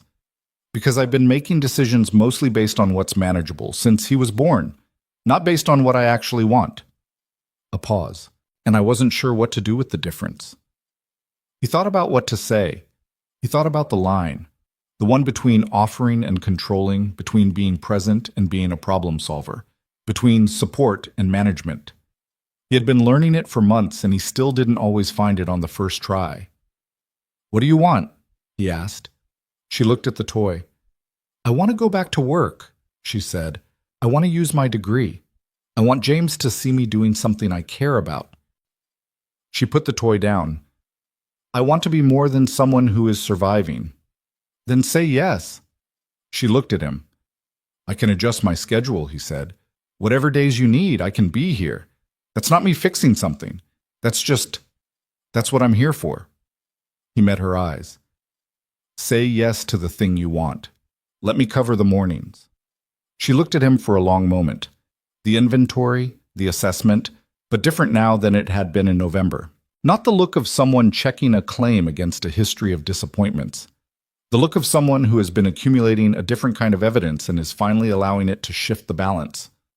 "Okay," she said. James made a sound. They both looked at him.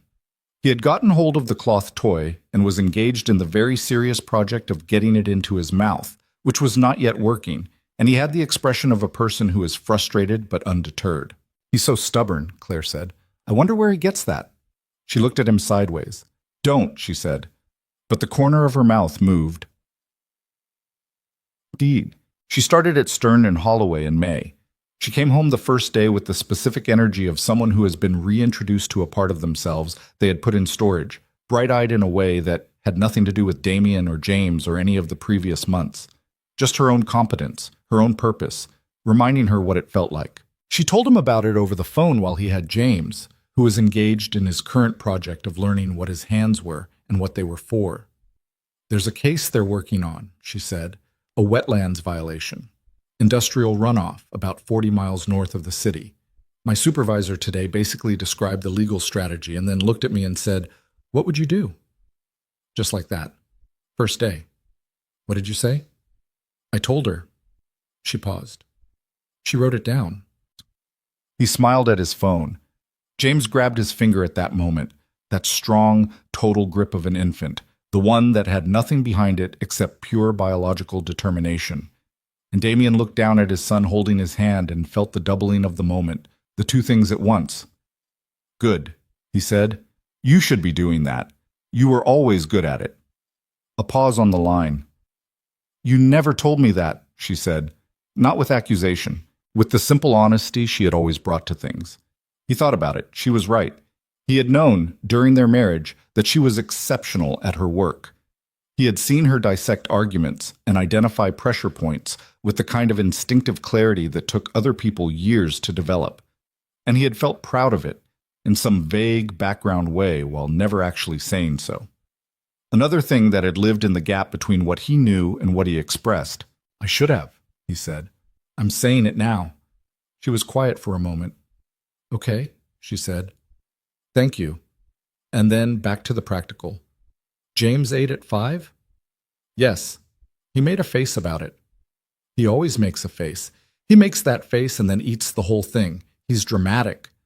She said it with the affectionate exasperation of someone who is describing a trait they find equal parts maddening and wonderful. Damian looked at his son, who was still holding his finger with total commitment. "Yeah," he said. "He really is." The afternoon at the park happened on a Saturday in early June, when the city had finally decided it was summer and was committed to the decision. Full sun, the particular gold of late afternoon, the trees on the park's edge fully green, people everywhere with the specific loosened quality that a city produces on its first genuinely warm Saturday of the year. It had been Claire's idea. She had a blanket and a bag with more supplies than any 3-month-old required, and Damian carried James in the carrier he had researched for 2 weeks and was now completely competent with. And they walked the 6 blocks to the park in the afternoon light like 2 adults who had learned to be alongside each other without it being complicated. They were not together. This was still true, and they both knew it and had not tried to name it as anything other than what it was. 2 people building something functional and honest that did not yet have a category in the standard vocabulary.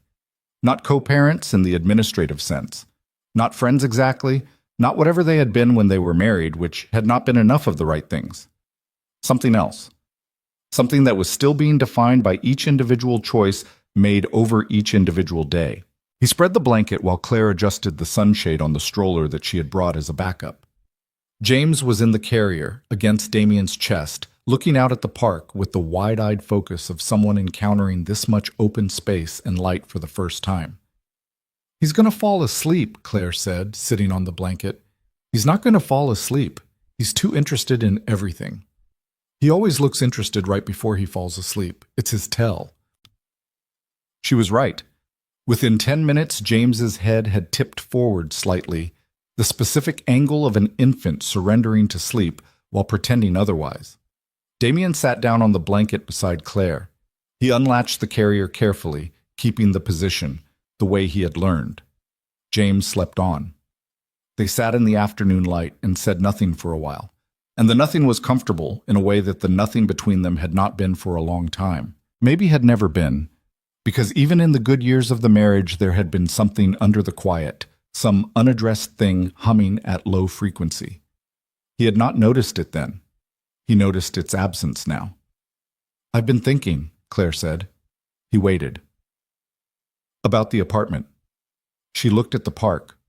A couple throwing a frisbee, children at the playground on the far side, a man walking 3 dogs with the focused authority of someone who has given his life to this. "It's too small. I knew it when I moved in, and I told myself it was temporary, and then I stopped having the energy to make it temporary." She paused. "Stern and Holloway is salaried. It's not what I was making before the marriage, but it's enough to do something about the apartment. There's a building on Clement Street," he said. 2-bedroom, 2-bath. The 2nd bedroom is small, but it's there. I was going to mention it." She looked at him. "I own the building," he said. And before she could get to the next sentence, "I'm not offering it to you. I'm telling you about it because it's available and it's 3 blocks from where you are now. The rental price is market rate. I will not be involved in your tenancy beyond the fact that my name is on the deed, and we can have a lawyer draft something that makes that clear if you need it to be clear." She studied him. "You own the building," she said. "I've owned it for 4 years. I looked it up when you mentioned the apartment was too small. He stopped. "I'm not trying to insert myself into your finances. I'm telling you because it's a good apartment and you should know it's available. What you do with that is entirely up to you." A long pause. "Market rate," she said. "Market rate." She looked at the park again. He could see her doing the calculation, the one that was not about money, or not only about money, but about what it meant to accept a thing from him, and whether accepting it was allowing something or just being practical about a good apartment. "I'll look at it," she said finally. "No promises." "Of course." James stirred slightly against him, resettled, went back to sleep. The Frisbee couple had gotten their Frisbee stuck in a tree and were working through their respective strategies for retrieving it with the specific energy of two people who disagreed about the right approach. Claire watched them for a moment. "They're going to be there a while," she said. "The tall one is about to throw something at it to knock it loose." "That's going to make it worse." "Almost certainly." The tall one threw something at the Frisbee. The Frisbee moved 3 inches deeper into the tree. The other one said something with the unmistakable body language of, "I told you." Claire laughed. It was the laugh he had first heard in February, in the nursery, when he had confessed to owning a book about sleep schedules and reading it twice. The genuine one, involuntary before she could catch it. But this time she did not catch it. This time she let it run its natural course, and it was not short. He looked at her. At Claire, who was laughing at strangers and their Frisbee problem on a Saturday afternoon in June, with James asleep against his chest and the city moving around them in the full, indifferent way of cities that contain thousands of stories simultaneously and know the weight of none of them. He thought about the restaurant, the crossed eyes over a dining room, the side door at 1047, the cold sidewalk, her back to him, his voice saying her name. He thought about all of it, the months, the increments, the unreasonable chair, and the white noise machine, and the assembled crib, and the 12 books, and the formula on his collar, and the appointments, and the drives, and the waiting in the parking lot until she was safely through the door.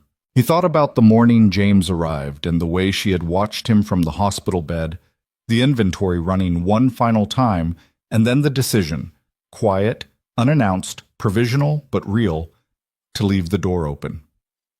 He thought about what Ray had said at the diner, about credit, about depositing without watching for the balance to change. He did not know what this was, the thing between them, in the June afternoon in the park. He did not have a clean word for it, and he had stopped looking for one. It was something they were building a day at a time with the unspectacular materials of showing up and telling the truth and adjusting when they got it wrong and not walking away when it was hard. He thought it was probably the most real thing he had ever built. It did not look like he had expected success to look. It was better. James made a sound against his chest, a small, inquiring sound, the sound of someone who had been asleep and was now reconsidering. He stirred, and his face scrunched, and then it did the thing that had started in April and had not stopped, and that Damian knew, intellectually, was a developing neurological capacity and not a response to him specifically, but that landed every single time like a response to him specifically. James opened his eyes and found Damian's face and smiled. Not gas, not reflex, just his son looking at him with the complete undefended openness of someone who had no armor yet and had not learned the need for it, because every time he had opened his eyes in his 3 months of existence, someone had been there. "Hey," Damian said, quietly, the same word, the same way, as the first time. James kept smiling. Claire had gone still beside him. He glanced at her. She was looking at James, at the smile, with the expression that was hers alone, the wrecked and whole expression, the one he had first seen in the delivery room and had been watching build into something more settled, more practiced, more hers over 3 months of doing this. Then she looked at Damian, just for a moment. He looked back. There was no plan in it, no architecture, no performance for an audience, just two imperfect people in a park on a June afternoon, looking at each other with their history between them and something unresolved and something real, and the small, complete person they had made together lying against his father's chest and smiling at a sky that was nothing but blue. "Dad?" James did not say, because he was 3 months old and weeks away from that, but he reached. He lifted his arm with the unfocused, total commitment of an infant who has decided something and reaches for it without strategy or doubt, and his small hand found the front of Damian's shirt and held on. Damian put his hand over his son's. Neither of them said anything. The park moved around them, the Frisbee couple finally victorious, the dogs walking their patient man in circles, the afternoon light doing its slow work across the grass, and the city went on being the city, vast and usual and entirely indifferent to the small, ordinary, extraordinary thing happening on a blanket near the East Path, where a man who had spent his life leaving had learned, slowly and imperfectly and not without cost, to stay. Checked. There is a version of this story where everything resolves cleanly, where the man becomes new overnight and the woman forgives completely, and they look at each other across a hospital room or a park blanket and understand that the past is past and the future is clear. That version is easier to tell. This is the version where Damian Cross still sometimes moves too fast, and still sometimes solves problems that weren't his to solve, and still sometimes has to go back to the car and sit for a moment before he has access to the version of himself that has learned something. Where Claire still sometimes watches him with the inventory running, still sometimes needs to say the true hard thing out loud before she can let it go. Where they are not together, not in the old sense, not yet, maybe not ever in that exact way, but are building something that does not have a name yet and does not need one. Where James grows up knowing his father's face and his mother's laugh, and the specific combination of those two people who are neither enemies nor lovers but something more durable than either. Two adults who chose, repeatedly and without guarantee of outcome, to show up for a person who needed them to. The real story is always the one without the clean resolution. It's the one where the change is slow and the cost is real and the progress is invisible most of the time, visible only in accumulation. In the 43 drives, the unreasonable chair, the assembled crib, the Tuesday nights and Thursday mornings, and Saturday afternoons that become, eventually, the shape of a life. Damian Cross did not become a perfect man. He became a more honest one. He became a man who understood, in the specific way you understand things that have cost you something, that presence is not a gesture you make once when it matters. It is a practice. It is the 1,000 small, unglamorous choices made in the absence of applause, in the rooms where no one is watching, in the middle of the night when the white noise machine isn't working and the only thing your infant needs is for you to be there and keep swaying. He was not the man he had been the night he walked into Aurelius in a suit that Vanessa picked out and performed his own life over overpriced food in a room full of people doing the same. He was tired and present, and occasionally had formula on his collar, and he had read more about infant sleep schedules than any of his business school professors would have predicted. And he was, in the ways that turned out to actually count, exactly where he was supposed to be. And James, who held on to shirt collars with total conviction and smiled at ceilings and had his father's stubbornness, as Claire had said, and his mother's honesty, which was already visible in the way he regarded the world with complete unfiltered response to whatever it offered him. James was growing up knowing the answer to the only question that had ever actually mattered. Not whether his father was successful, not whether his father was powerful or wealthy or 3 moves ahead in every room he walked into. Whether his father was there. He was there. He was always there. That was enough. It was more than enough. It was, in the end, the only thing that ever was.